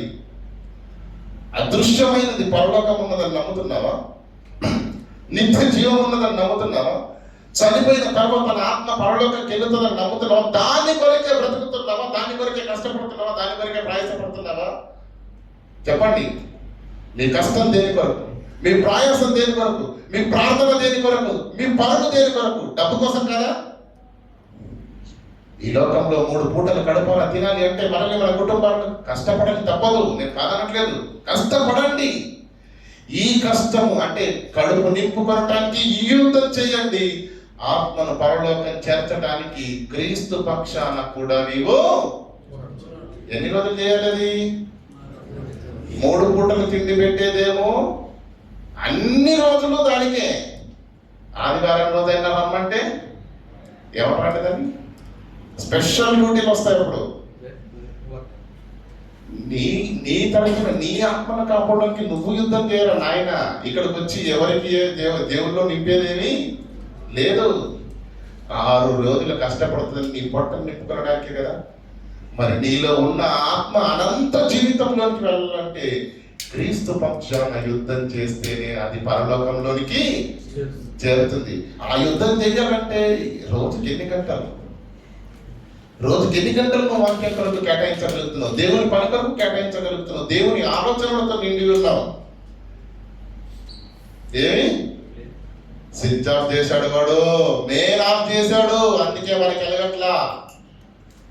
చివరిగా చదవమాట, ఇవన్నీ కాక విశ్వాసమును డాలు పట్టుకొనుడి, దానితో మీరు దుష్టుడు చేసే అగ్ని బాణములన్నింటికి ఆర్పుటకు శక్తిమంతులు.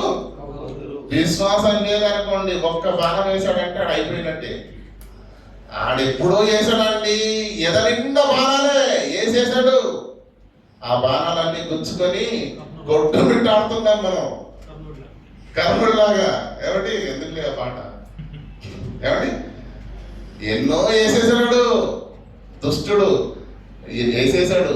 అందుకే అన్నా, దేవుని వాక్యం వినడానికి, ఒక్కసారి నీ ఆత్మ పరిశుద్ధం కావడానికి, నీ బ్రతుకు మారడానికి, నువ్వు బలపడటానికి, నీ జీవితం తర్వాత నీ భార్య పిల్లలు కుటుంబాన్ని అందరినీ ఆత్మీయతలు నడిపించాలి వద్దా? రమ్మంటే రారు. 1, 2, 3 ఏమైంది బ్రదర్? మొత్తానికి రాట్లంటే కొంచెం టైట్ ఉంది.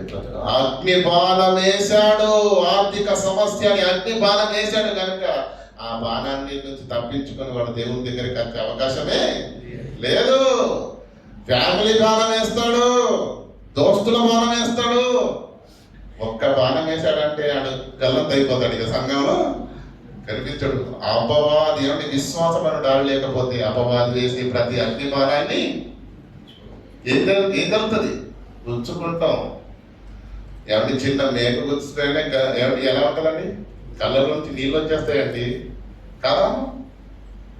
వంట చేసేటప్పుడు ఏమంటే వీళ్ళకి చేసేటప్పుడు కాస్త కాలితేనే ఎలా ఉంటుంది? అమ్మ బాబోయ్, అవసరమైతే ఆ పాత్రలు కూడా ఎత్తేసిన సందర్భాలు. చిన్న వేడికి తట్టుకోలేవు, చిన్న మేకుకు తట్టుకోలేవు. వాడు ఎన్నో బాణాలు వేసేసాడంటే ఇంతకి చచ్చారా బతికారా? అంతేకాక పోరాడితేనే పరలోకం అని దేవుని వాక్యంలో ఉంది. ఇరుగు మార్గంలో ప్రవేశింప పోరాడని యేసుక్రీస్తు చెప్పాడు. యుద్ధోపకరణాలు మాకున్నాయని పౌలు చెప్పాడు. మీరు అపవాదిని ఎదిరించాలంటే సర్వాంగ కవచాన్ని ధరించుకోమని దేవుడు చెబితే విశ్వాసుల జీవితాలలో విశ్వాసం ఉందా? సమాధాన సువార్త వలన సిద్ధపరుస్తుందా?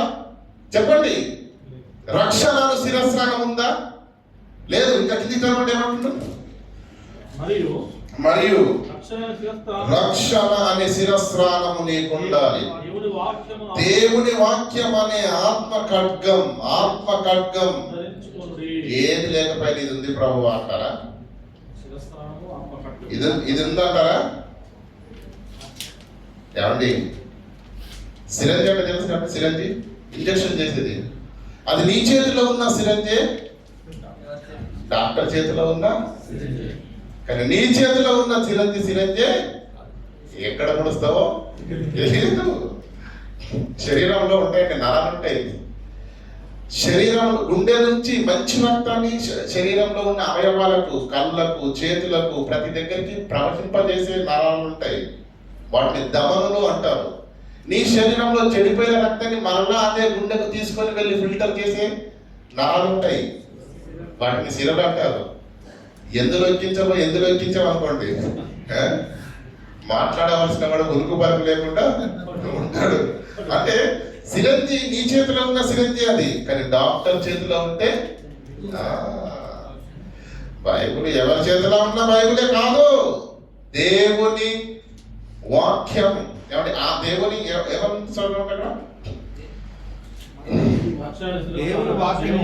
దేవుని వాక్యం అనే ఆత్మ ఖడ్గము.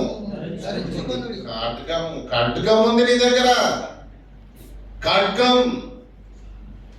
అది ఎలా తిప్పాలో తెలియదు ప్రభువా, ఎప్పుడు తీయలేము ప్రభువా. కత్తి ఉంది, కనీసం దాన్ని పైకి తను కూడా తెలియదు అనుకోండి, సుఖమేమో చెప్పండి, ఉపయోగం ఉంది అదంతో. కత్తి చేతిలో ఉంది అంటే ఎలా ఉండాలి వాడు? కత్తి సభలో వీరుడై ఉండాలి. ఎక్కడి నుంచి ఎలా తిప్పినా తెగిపోవాలంతే. అది కత్తి పట్టుకున్న వీరుడి లక్షణం. మన దగ్గర ఉంది కత్తి, చెప్పండి. కత్తిని తిప్పగలిగే సామర్థ్యం ఉండాలి. పోనీ నిన్ను ఇచ్చారండి కత్తి, ఇప్పటికిప్పుడు అంటే కష్టం అంటారా? ఎప్పుడు ఇచ్చారు మన దేవుడు నీ చేతులు? ఎప్పుడు కూడా చెప్పండి. 30 ఏళ్ళు అయినా కూడా ఆ కత్తిని వాడే పద్ధతి మీకు తెలియకపోతే, 30 ఏళ్ళు అయినా కూడా ఆ కత్తి మీరు వాడకపోతే అది తుప్పట్టిపోతుంది. ఏ ఆత్మ ఖడ్గాన్ని నువ్వు చేత పట్టుకొని అపవాదిని చీల్చాలో, అపవాదిని ఎదిరించాలో. అపవాదిని అంటే దేవునికి ఎదుట ఉన్న దుర్గములను పడద్రోయు జాలున్నంత బలము కలిగినవి వితర్కములను, ఎవరి వితండాలను, దేవుని జ్ఞానాన్ని అడ్డగించే ప్రతి ఆటంకాన్ని పడద్రోసి సమస్తమైన అవిధేయత పైన ప్రతిదండన చెయ్యటానికి సిద్ధంగా ఉండాలి. అంటే నీకుండవలసిందేంటి? నీకుండవలసిన ఏంటి? సర్వాంగ పైనుంచి ఒకసారి మరొకసారి చదవండి. ఏమేమి ఉన్నాయో? సర్వాంగ కవచం. ఏమని చెప్పాడు చెప్పండి.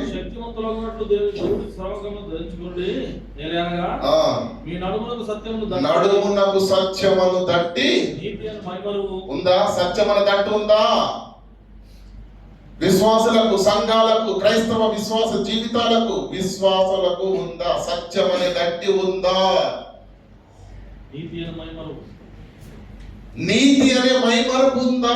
బుల్లెట్ ప్రూఫ్ ఉంటేనే సీఎం గారు, పిఎం గారు సేఫ్టీకి ఎందుకు వస్తారు? ఆటోలు వెళ్ళమని చెప్పండి, ఒక్కరోజు వెళ్ళమని చెప్పండి, మళ్ళీ రాడు. నీతి అనే మైమరుపు క్రైస్తవుడికి లేకపోతే మీ విరోధి గర్జించు సింహం వల్ల ఎవడిని మృత్యులని తిరుగుతున్నాడే ఆడు. కుక్కతో పోల్చలేదండి అపవాదిని దేవుడు. ఏమన్నాడు తెలుసా?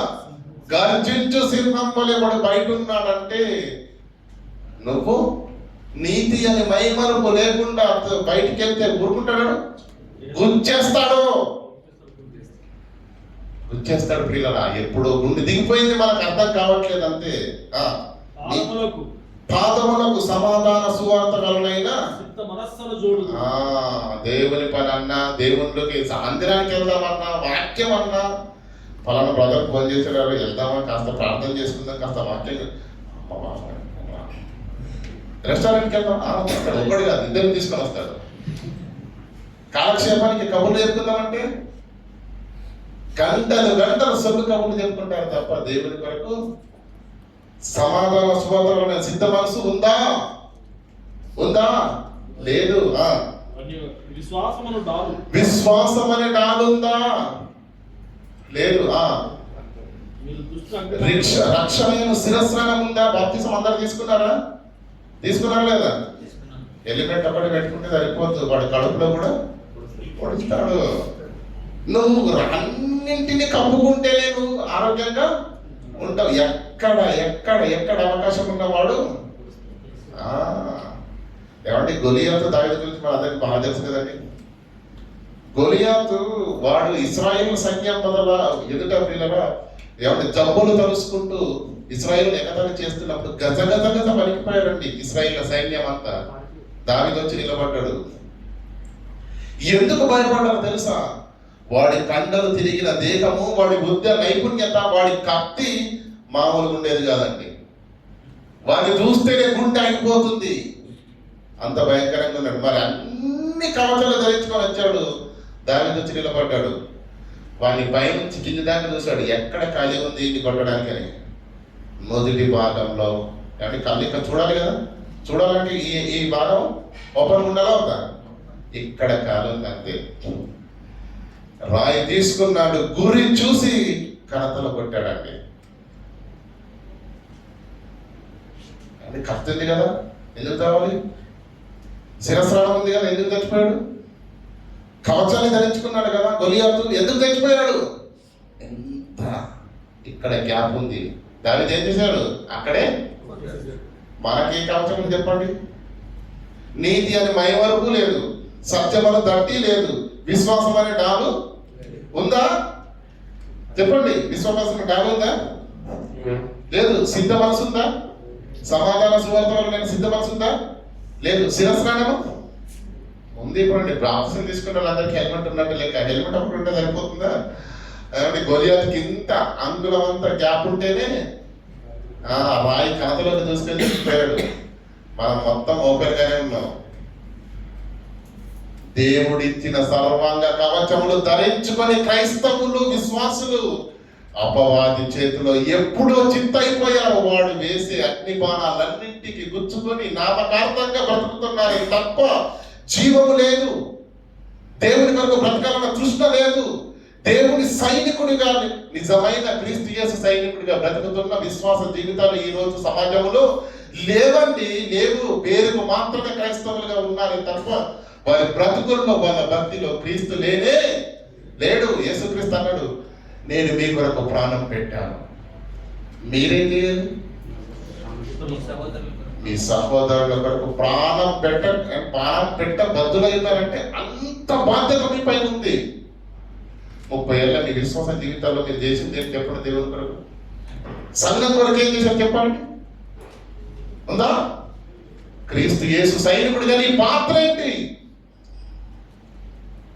సర్వాంగ కవచాన్ని దేవుడు ఇస్తే దాన్ని ధరించుకోకుండా తిరుగుతున్నావంటే నువ్వు ఉన్నావు అసలు? అపవాది బాణములకు ఎప్పుడో చిత్తైపోయావు. అపవాది బాణములకు ఎప్పుడో చిత్తైపోయారు ప్రియులారా. చిత్తైపోయారు కనుకనే ఎన్ని చెప్పినా ఏమండి, మెడికల్ టెర్మినాలజీలో ఒక వయసు వచ్చిన తర్వాత మందులు, ఏమంటే ఆరోగ్యం బాగాలేనప్పుడు ఆసుపత్రికి తీసుకెళ్తారు కదా, మందులు వేసినప్పుడు బాడీ సహకరించదు. ఏ మందు వేసినా కూడా బాడీ రెస్పాండ్ కాదు. అంటే ఏమంటారు తెలుసా? దాని అర్థం ఏంటి తెలుసా? ఏమంటే ఏ ఇంజక్షన్ వేసినా కూడా అంతే, అది ఎక్కట్లేదండి, అదంతే, ఇంకా మనం ఏం చేయలేమంటారు. వ్యాధి వస్తే మందులతో నయం చేసుకోవచ్చు, కానీ ఆ మందే పని చేయకపోతే, ఒక మాటలో చెప్పాలంటే ఇండైరెక్ట్ గా ఆ శరీరము జీవోత్సవంలా మారిపోతుంది అని దాని అర్థం. దేవుని మాటలు ఎన్ని సంఘాలలో ఎన్ని విధాలుగా దేవుని కొరకు బ్రతకాలి, దేవుని కొరకు వీళ్ళని బలపరచాలి, దేవుని కొరకు విశ్వాసులుగా బలవంతులుగా తీర్చిదిద్దాలి. ఇప్పటికైనా వీరు దేవుని కొరకు తమ యొక్క బాధ్యతను నిర్వహించాలి, దేవుని కొరకు తన యొక్క పనిని నిర్వహించాలి, దేవుడు తనకు అప్పగించిన పనిని ముగించాలి అని వారి విశ్వాస జీవితాల్లో ఊపిరి పోయటానికి, నింపడానికి, వారందరినీ చైతన్యవంతులు చేయడానికి ఎన్ని మాటలు చెప్పినా ఇలా విని ఇలా విడిచిపెడుతున్నారంటే దాని అర్థం ఏంటి? ట్రీట్మెంట్ కు రెస్పాండ్ అవ్వట్లేదు. మీ ఆత్మీయ జీవితాలు దేవుని మాటలు అనే మాత్రలకు రెస్పాండ్ అవ్వట్లేదంటే దాని అర్థం ఏంటి? వైద్యానికి సహకరించట్లేదు అనమాట. అంత పరిస్థితిలోనికి వెళ్ళిపోయింది అని దాని అర్థం. గనుక ప్రియులారా, ఇప్పుడు మీకు అర్థమైందని నేను అనుకుంటున్నాను. దేవుడిచ్చి సర్వాంగ కవచాన్ని కలిగి ఉన్నారా క్రైస్తవులు? దేవుడిచ్చాడు. మన వాళ్ళు ఏమి నీతి అని మైమరుపు ఉందా? నీతి అని మైమరుపు ఉందా? నీతి నీతి నీతి మనల్ని ఒక మాట ఎదుటివాడు భయపడాలంటే ఎలా ఉండాలని మన బ్రతుకు? ఆ? మన బ్రతుకు గురించి 10 మందిలో నిలబడరే నాలో ఏమైనా తప్పు ఉందా అని అనగలనండి క్రైస్తవుడు? అనగలరా? కారణం 10 మంది దగ్గరికి వెళ్ళాల్సిన అవసరం లేదు, పక్కోడే చెప్తాడు. కనుక పిల్లరా, దేవుడు చెప్పినటువంటి భక్తి సారము ఈరోజు క్రైస్తవ జీవితాల్లో లేదు. ఇలా బ్రతికితే ఎవరి కోసం బ్రతుకుతున్నారు? ఎవరిని మెప్పించడానికి, ఎవరిని ఒప్పించడానికి? క్రీస్తును నువ్వు నమ్ముకున్నది పరలోకము చేరడానికి. అది నీకు అర్థమైతే ఆ పరలోకం చేరాలి అంటే నామకార్థంగా వెళ్ళి వస్తే కుదరదు. దేశం రక్షించబడాలంటే సరిహద్దుల్లో ఉన్న సైనికులు గుండెలు ఏమండి, గుండెల్లోకి బుల్లెట్ వచ్చినా కూడా గుండెలు భయపడకుండా ఎదురెళ్ళాలే తప్ప వెనక్కి రావడానికి వీలు లేదు. అలాంటి సైనికుడు ఉంటేనే దేశము కాపాడబడుతుంది. క్రీస్తు యేసు సైనికుడుగా నీవు కూడా నీ పాత్రను 100% నిర్వహిస్తేనే నీ ఆత్మ రక్షించబడుతుంది. రక్షించబడాలంటే పిల్లల 3 విషయాలు చెప్తాను. 1, యుద్ధం చేయమని దేవుడు చెప్పడలేదా? యుద్ధం చేయమన్నారా? దేనిపైన? దుర్గాలను పడగొట్టడంలో, వితర్కాలను ఎదుర్కొని సమస్తమైన అవిధేయతమైన ప్రతిదండన చేయడానికి యుద్ధం చేయాలి. బోధ నిమిత్తము పోరాడాలి. ఒక పక్క పోరాడము దీనిపైన. 2వది, నీ ఆత్మీయ జీవితాన్ని కాపాడుకోవాలి. ఎందుకంటే క్రీస్తు యేసు రక్తములో బాప్తిసం ద్వారా నీ పాపాలని కడుక్కుని నీతిమంతుడు అయ్యావా లేదా? పాప పంకిలమైన నీ జీవితాన్ని ప్రభు రక్తంతో పవిత్రపరచడు కనుక పవిత్రపరచబడినటువంటి ఈ రక్తం చేత నువ్వు సంపాదించుకున్న పవిత్రత ఏదైతే ఉందో మరలా దాన్ని కలంకము చేసుకునకుండా దాన్ని ఆ పవిత్రతను అలాగే కాపాడుకోవాలి. ఇది 2వది. మొదటిది ఏంటి? యుద్ధం. 2వది నిన్ను నువ్వు కాపాడుకునటం, పవిత్రత, దేవుడికి కనిపించిన పవిత్రత. 3వది దేవుడు నీకు అప్పగించినటువంటి విధులను నెరవేరుస్తూ ముగించాలి. నెరవేరుస్తూ మనం మొదలు పెట్టాం. అసలు మొదలు పెట్టామని చాలా మంది ఉన్నారు. కొంతమంది ఎలా ఉంటారంటే 1-2 కార్యక్రమాలు అలా చేస్తారు, తర్వాత నుంచి ఇంకా మాకు యేసుక్రీస్తు ఏమన్నాడు? యోహాను సువార్త 17:4 ఏమనుంటుంది ప్రియులారా? దేవుడు అంటాడు, యేసు చేయుటకు నీవు నాకు ఇచ్చిన పనిని భూమి మీద సంపూర్ణంగా నెరవేర్చి భూమి మీద నిన్ను కనుక ఇప్పుడు నాకు పరలోకం మిగులుతానని ప్రార్థన చేశాడు. పని స్టార్ట్ చేసి ప్రార్థన చేశాడా? పనిని ముగించి దేవా నాకు పరలోకం ఇయ్యన్నాడు. అపొస్తలుడైన పౌలు ఏమన్నాడు? నా పరుగును గడముట్టి జస్ట్ స్టార్ట్ చేయగానే ప్రభు పరలోకం ఇచ్చేసి నాదే అన్నాడా? సీట్ కన్ఫర్మ్ చేయన్నాడా? విండో సీట్ కావాలా ప్రభు నాకు అన్నాడా? మంచి పోరాటము పోరాడుతుంది, నా పరుగును కడముట్టించి తిని విశ్వాసమును కాపాడుకుంటుంది. ఒక యేసు తన పనిని ముగిస్తే, ఒక అపోస్తలుడైన పౌలు తన పనిని ముగిస్తే, పేతురు తన పనిని ముగిస్తే, విశ్వాసులు తమ పనిని ముగించవలసిన అవసరం ఉందా లేదా? ఒకనాడు అపోస్తల కార్యం చదవండి. అపోస్తలుల భక్తి ఎలా ఉంది, వారి జీవితాలు ఎలా ఉంది, వారి పనుల కొరకు ఎన్ని కష్టాలు పడ్డారు, ఎన్ని త్యాగాలు చేశారు. సంఘంలో విశ్వాసులుగా క్రీస్తు సైనికులుగా చేరినటువంటి మీరు నేను నిమ్మకు నీరెత్తినట్టుగా మనకేం పట్టనట్టుగా ఏమీ లేదన్నట్టుగా ఏమంటే నామకార్థంగా బ్రతికిపోతే పిల్లరా చనిపోయిన తర్వాత దేవుడికి ఏం సమాధానం చెప్తారు? దేవుడు అంటారే, నీ చేతుల్లోనే పెట్టాను పరలోకం, నువ్వు ఎలా రావాలో దాన్ని చదివి పాటించి రావాల్సిన బాధ్యత నీపై ఉంది. దానికి కూడా నువ్వు బతకించావు కనుక నేను చేసేదేమీ లేదు. నీ కొరకు కృప చూపించాను. నువ్వు పాపంలో ఉన్నావంటే క్రీస్తును పంపించి తన రక్తం చేత నిన్ను పవిత్రపరిచాను.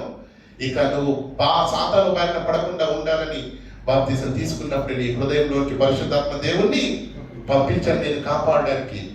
నేను చేసేది నేను చేశాను, క్రీస్తు చేసేది క్రీస్తు చేశాడు, పరిశుద్ధాత్మ చేసేది పరిశుద్ధాత్మ చేశాడు. నీ ఊపిరి ఆగేంత వరకు సేవకులను నిలువబెట్టుకొని అనేక మార్లు నా హెచ్చరిక చేశాను, నా మాటల ద్వారా హెచ్చరించాను. విన్నావా? లోపడ్డావా? సరిదిద్దుకున్నావని బ్రతుకును. దేవుని మాటగా నా మాటను నువ్వు భూమి మీద వినలేదు కనుక, ఈ వాక్య ప్రకారంగా నీ బ్రతుకు సాగలేదు కనుక ఇక నేను చేసేది ఏమీ లేదు అని చెప్పేసి దేవుడు ఏమన్నా ప్రియులారా మన విషయంలో పాతాళానికి వెళ్ళిపోతుంటే పశ్చాత్తాపం పడడు అని రాయబడింది ప్రియుల రోమ పత్రికలో. కారణం ఏంటంటే దేవుడు చేయవలసిన సమస్తము చేశాడు, నువ్వు చేయవలసినది చేయకపోవడం వల్లే పాతాళానికి వెళ్ళిపోతున్నాము తప్ప మరొకటి కాదు. అర్థమైందని మీకు అందరికీ అనుకుంటున్నాను.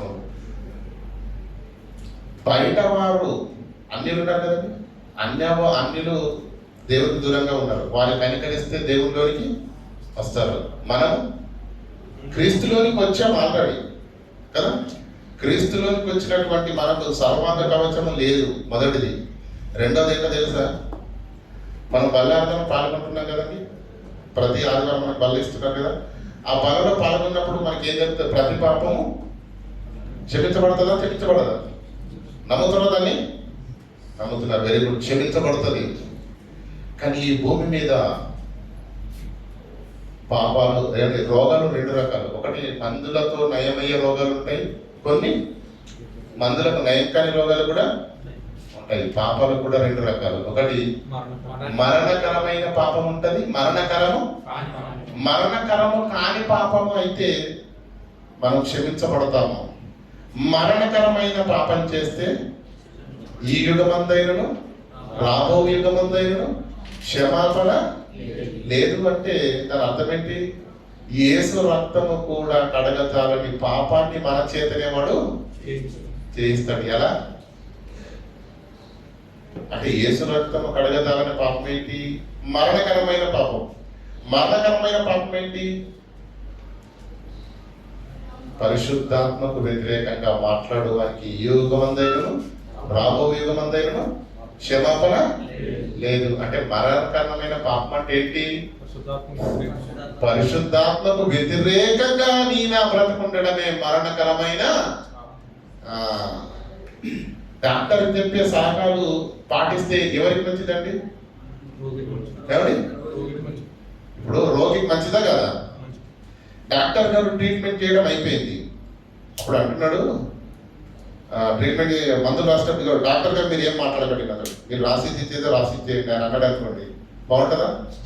డాక్టర్ ఏది చెప్పినా వినాలి, అది నీ మంచి కోసమే, అవునా కదా? కానీ డాక్టర్ గారు మాటలే నాకు అర్థం అనుకున్నాడు అనుకోండి ఒక రోగి, దాని అర్థం ఏంటి? దాని అర్థం ఏంటి? నష్టపోయేది ఎవరు? రోగి కదా. దేవుని మాటలు కావాలనుకుంటున్న వాళ్ళు ఎంతమంది, దేవుని మాటలకు వద్దనుకుంటున్న వాళ్ళు ఎంతమంది? వద్దు అనుకుని దూరంగా ఉంటున్న వాళ్ళు చాలా మంది. చిన్న చిన్న ఆటంకం వస్తే దాన్ని ఎగరగొట్టేస్తారు.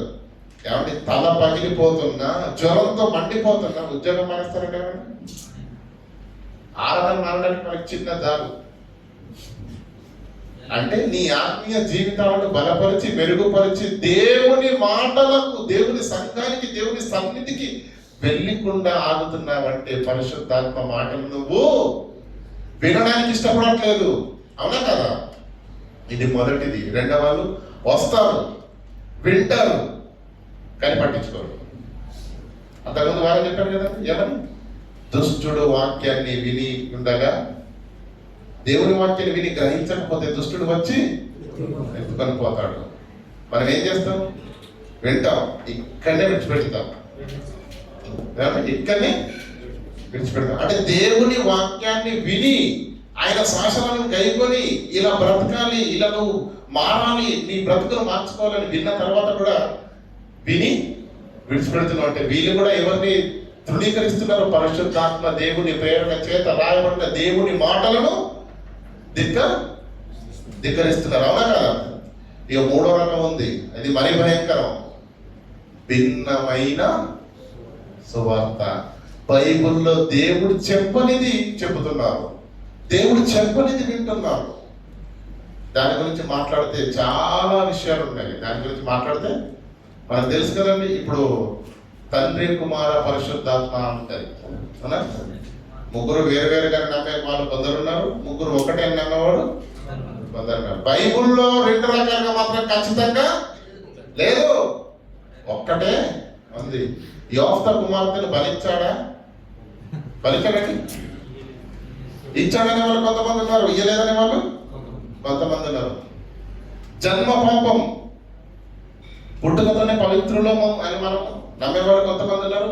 మన జన్మే పాపం జన్మ అని నమ్మే వాళ్ళు ఉన్నారు. రెండు ఉంటాయండి బైబిల్లో? ఖచ్చితంగా ఒకటే ఉంటుంది. ఖచ్చితంగా ఒకటే ఉంటుంది. ప్రియులారా, యేసు రాజ్యం వచ్చిందా రాలేదా? వచ్చిందని నమ్మే వాళ్ళు ఉన్నారు. ఇప్పటికీ పరలోకం అందరిన మా తండ్రి నీ రాజ్యం వచ్చింది కాక ప్రార్థన చేసే వాళ్ళు కూడా ఉన్నారు. అంటే వచ్చిందా లేదా? పరిశుద్ధాత్మ దేవుడు ఏం చెప్పాడు? వచ్చిందని చెప్తే వచ్చింది, రాలేదని చెప్తే రాలేదు. బైబిల్లో ఏముంది? బైబిల్లో ఏమున్నది నాకు అవసరం లేదండి. కానీ యేసు దేవుడు అనే వాళ్ళు కొందరు ఉన్నారు. ఈరోజు యేసు దేవుడే కాదనే వాళ్ళు కూడా కొందరు ఉన్నారు. బాప్తిస్మం ఎలా తీసుకోవాలో, బాప్తిస్మం యొక్క నియమం ఏంటో బైబిల్లో చక్కగా రాయబడింది. ఈరోజు జెండా కింది బాప్తిస్మం అని, చిలకరింపు బాప్తిస్మం అని, ఇలా ఎన్నో రకాలుగా బైబిల్లో లేనిది, పరిశుద్ధాత్మ దేవుడు చెప్పనిది, యేసు నోట పలకబడని మాటలను ఈరోజు క్రైస్తవులు పాటిస్తున్నారంటే వారు ఏం చేస్తున్నారు తెలుసా? యేసు చెప్పినది కాకుండా యేసు చెప్పని దానిని పాటిస్తున్నారు. చెప్పింది అపవాది మనల్ని ప్రియులారా ఎంత ఈజీగా మోసం చేస్తాడో తెలుసా? సింపుల్ గా చెప్తాను. దేవుడు చెప్పింది చేయనీయడు. ఓకే, దేవుడు చెప్పింది చేయనీయడు. దేవుడు చెప్పనిది మనతో చేయిస్తాడు. దేవుడు చెప్పనిది, దేవుడు ఏదైతే వద్దన్నాడో, దేవుడు ఏదైతే ధృవీకరించాడో దాన్నే మన చేత చేయిస్తాడు. చాలా విషయాలు ఉన్నాయి దాని గురించి మాట్లాడడానికి, రాబోయే దినాల్లో మాట్లాడుకుందాం. బైబిల్లో ఏది కూడా రెండు విధాలుగా రాయబడి లేదు. మనకు తెలుసు కండి, ఆదికాండం 1:26 ఉంటుంది. దేవుడు మన స్వరూపమందు మన పోలిక చొప్పున నరులను చేయాలనుకున్నప్పుడు దేవుడు డిస్కషన్ చేస్తున్నాడు ఎవరితో? మన పోలికనే ఉండాలి, మన స్వరూపమే ఉండాలి అని దేవుడే ఎవరితో డిస్కషన్ చేస్తున్నప్పుడు ఇంకెవరో ఒక్కడు మాత్రము. మరి ముగ్గురు ఒక్కడే అన్నప్పుడు ఒక్కడు ఎవరితో డిస్కషన్ చేస్తున్నాడు చెప్పండి? ఇలా ఒక్కొక్క దానికి బైబిల్ చాలా స్పష్టత ఇచ్చింది. పిల్లల బైబిల్లో ఏముందో క్రైస్తవులకు తెలియదు. బైబిల్లో ఏముందో క్రైస్తవులు చదవట్లేదు. అందుకే ఎవరు ఏం చెప్పినా నమ్ముతున్నారు. గుడ్డిగా వెళ్ళిపోతా ఉన్నాయి విశ్వాస దీతులు. కానీ సగటు క్రైస్తవుడు 66 పుస్తకాల్లో ఏముందో తెలియనంత కాలం ఈ మోసాలు జరుగుతూనే ఉంటాయి. మోసం చేసేవాడు ఎప్పుడునే ఉంటాడు. కానీ నీ బ్రతుకు, నీ ఆత్మ పాతాళానికి, అగ్నిగుండానికి పోకుండా కాపాడబడాలంటే, నీ ఆత్మను నువ్వే రక్షించుకోవాలనుకుంటే దేవుడిచ్చిన ఆత్మ ఖడ్గంలో ఏముందో నువ్వు చదువు, నేర్చుకో, దాని ప్రకారంగా బ్రతుకు. అప్పుడు దేవుడు నన్ను ఇచ్చే లోకాన్ని స్వతంత్రించుకో. లేకపోతే మనకు అపాయము తప్పదు. పిల్లల ప్రార్థన చేసుకుందాం. కనికరం గల దేవ, కృపామతుడమైన మా కన్న తండ్రి, నీ ఘనమైన పవిత్రమైన నామానికి స్తుతులు స్తోత్రం తెలియజేస్తున్నా తండ్రి. కనుమరుగైతున్న సర్వాంగ కవచం, ఈ భూమి మీద మాకు యుద్ధం ఉన్నదని, అపవాదితో మేము పోరాడి గెలిస్తేనే జయించు అని మీరు కిరీటం ఇస్తామన్న మాటను బట్టి మీకు కృతజ్ఞతాస్తుతులు తెలియజేస్తున్నా తండ్రి. ఇటువంటి విషయాలు తెలియకుండా తండ్రి ఇంతవరకు ఎంతో మంది క్రైస్తవ సోదరులు, విశ్వాసులు తండ్రి యుద్ధం ఉన్నదన్న సంగతి తెలియకుండానే, సిద్ధపాటు లేకుండానే అపవాదితోటి మేము పోరాటం చేయవలసిన పరిస్థితి ఉన్నదని తెలియకుండానే నామకార్థంగా బ్రతికిపోతున్న ఈ దినాల్లో తండ్రి మా మేలు కోరి అద్భుతమైనటువంటి మాటలను మాకు వినిపించినందుకు మీకు పాదాలకు వందనాలు దేవా. మా బ్రతుకుల్లో మీరిచ్చిన సర్వాంగ కవచము లేకపోతే అపవాది చేత మేము గాయపరచబడతాము, మరణిస్తాము తండ్రి. కనుక మేము వారిని ఎదిరించాలంటే మీరు మాకు అనుగ్రహించినటువంటి సర్వాంగ కవచమును, నీతి అనే మైమరపును తండ్రి, సత్యం అనే దట్టిని, విశ్వాసం అనే డాలును, సమాధాన సువార్త వలనైన సిద్ధ మనసును, రక్షణ అనే శిరస్వాలను, దేవుని వాక్యం అనే ఆత్మ ఖడ్గాన్ని ధరించి బలవంతులమై క్రీస్తు పక్షాన ఈ రణరంగం అనే ఈ భూమి పైన క్రీస్తు పక్షాన నిలబడి సమరాన్ని చేయడానికి మా అందరము శక్తిమంతులగునట్లు ఇంతవరకు ఏమీ తెలియని నామకార్థ భక్తి జీవితాన్ని జీవించామేమో తండ్రి. మేము ఇది మొదలుకొనైనా క్రీస్తు యేసు నందు బలవంతులైన సైనికుల వలె నిలబడి మా పాత్రను ఈ భూమి మీద పోషిస్తూ తండ్రి, మా పవిత్రతను మేము కాపాడుకుంటూ, మీరు మాకు అప్పగించినటువంటి బోధ కొరకు పోరాడుతూ, వితర్కములను సమస్త అవిధేయత పైన ప్రతిదండన కొరకు పోరాడుతూ,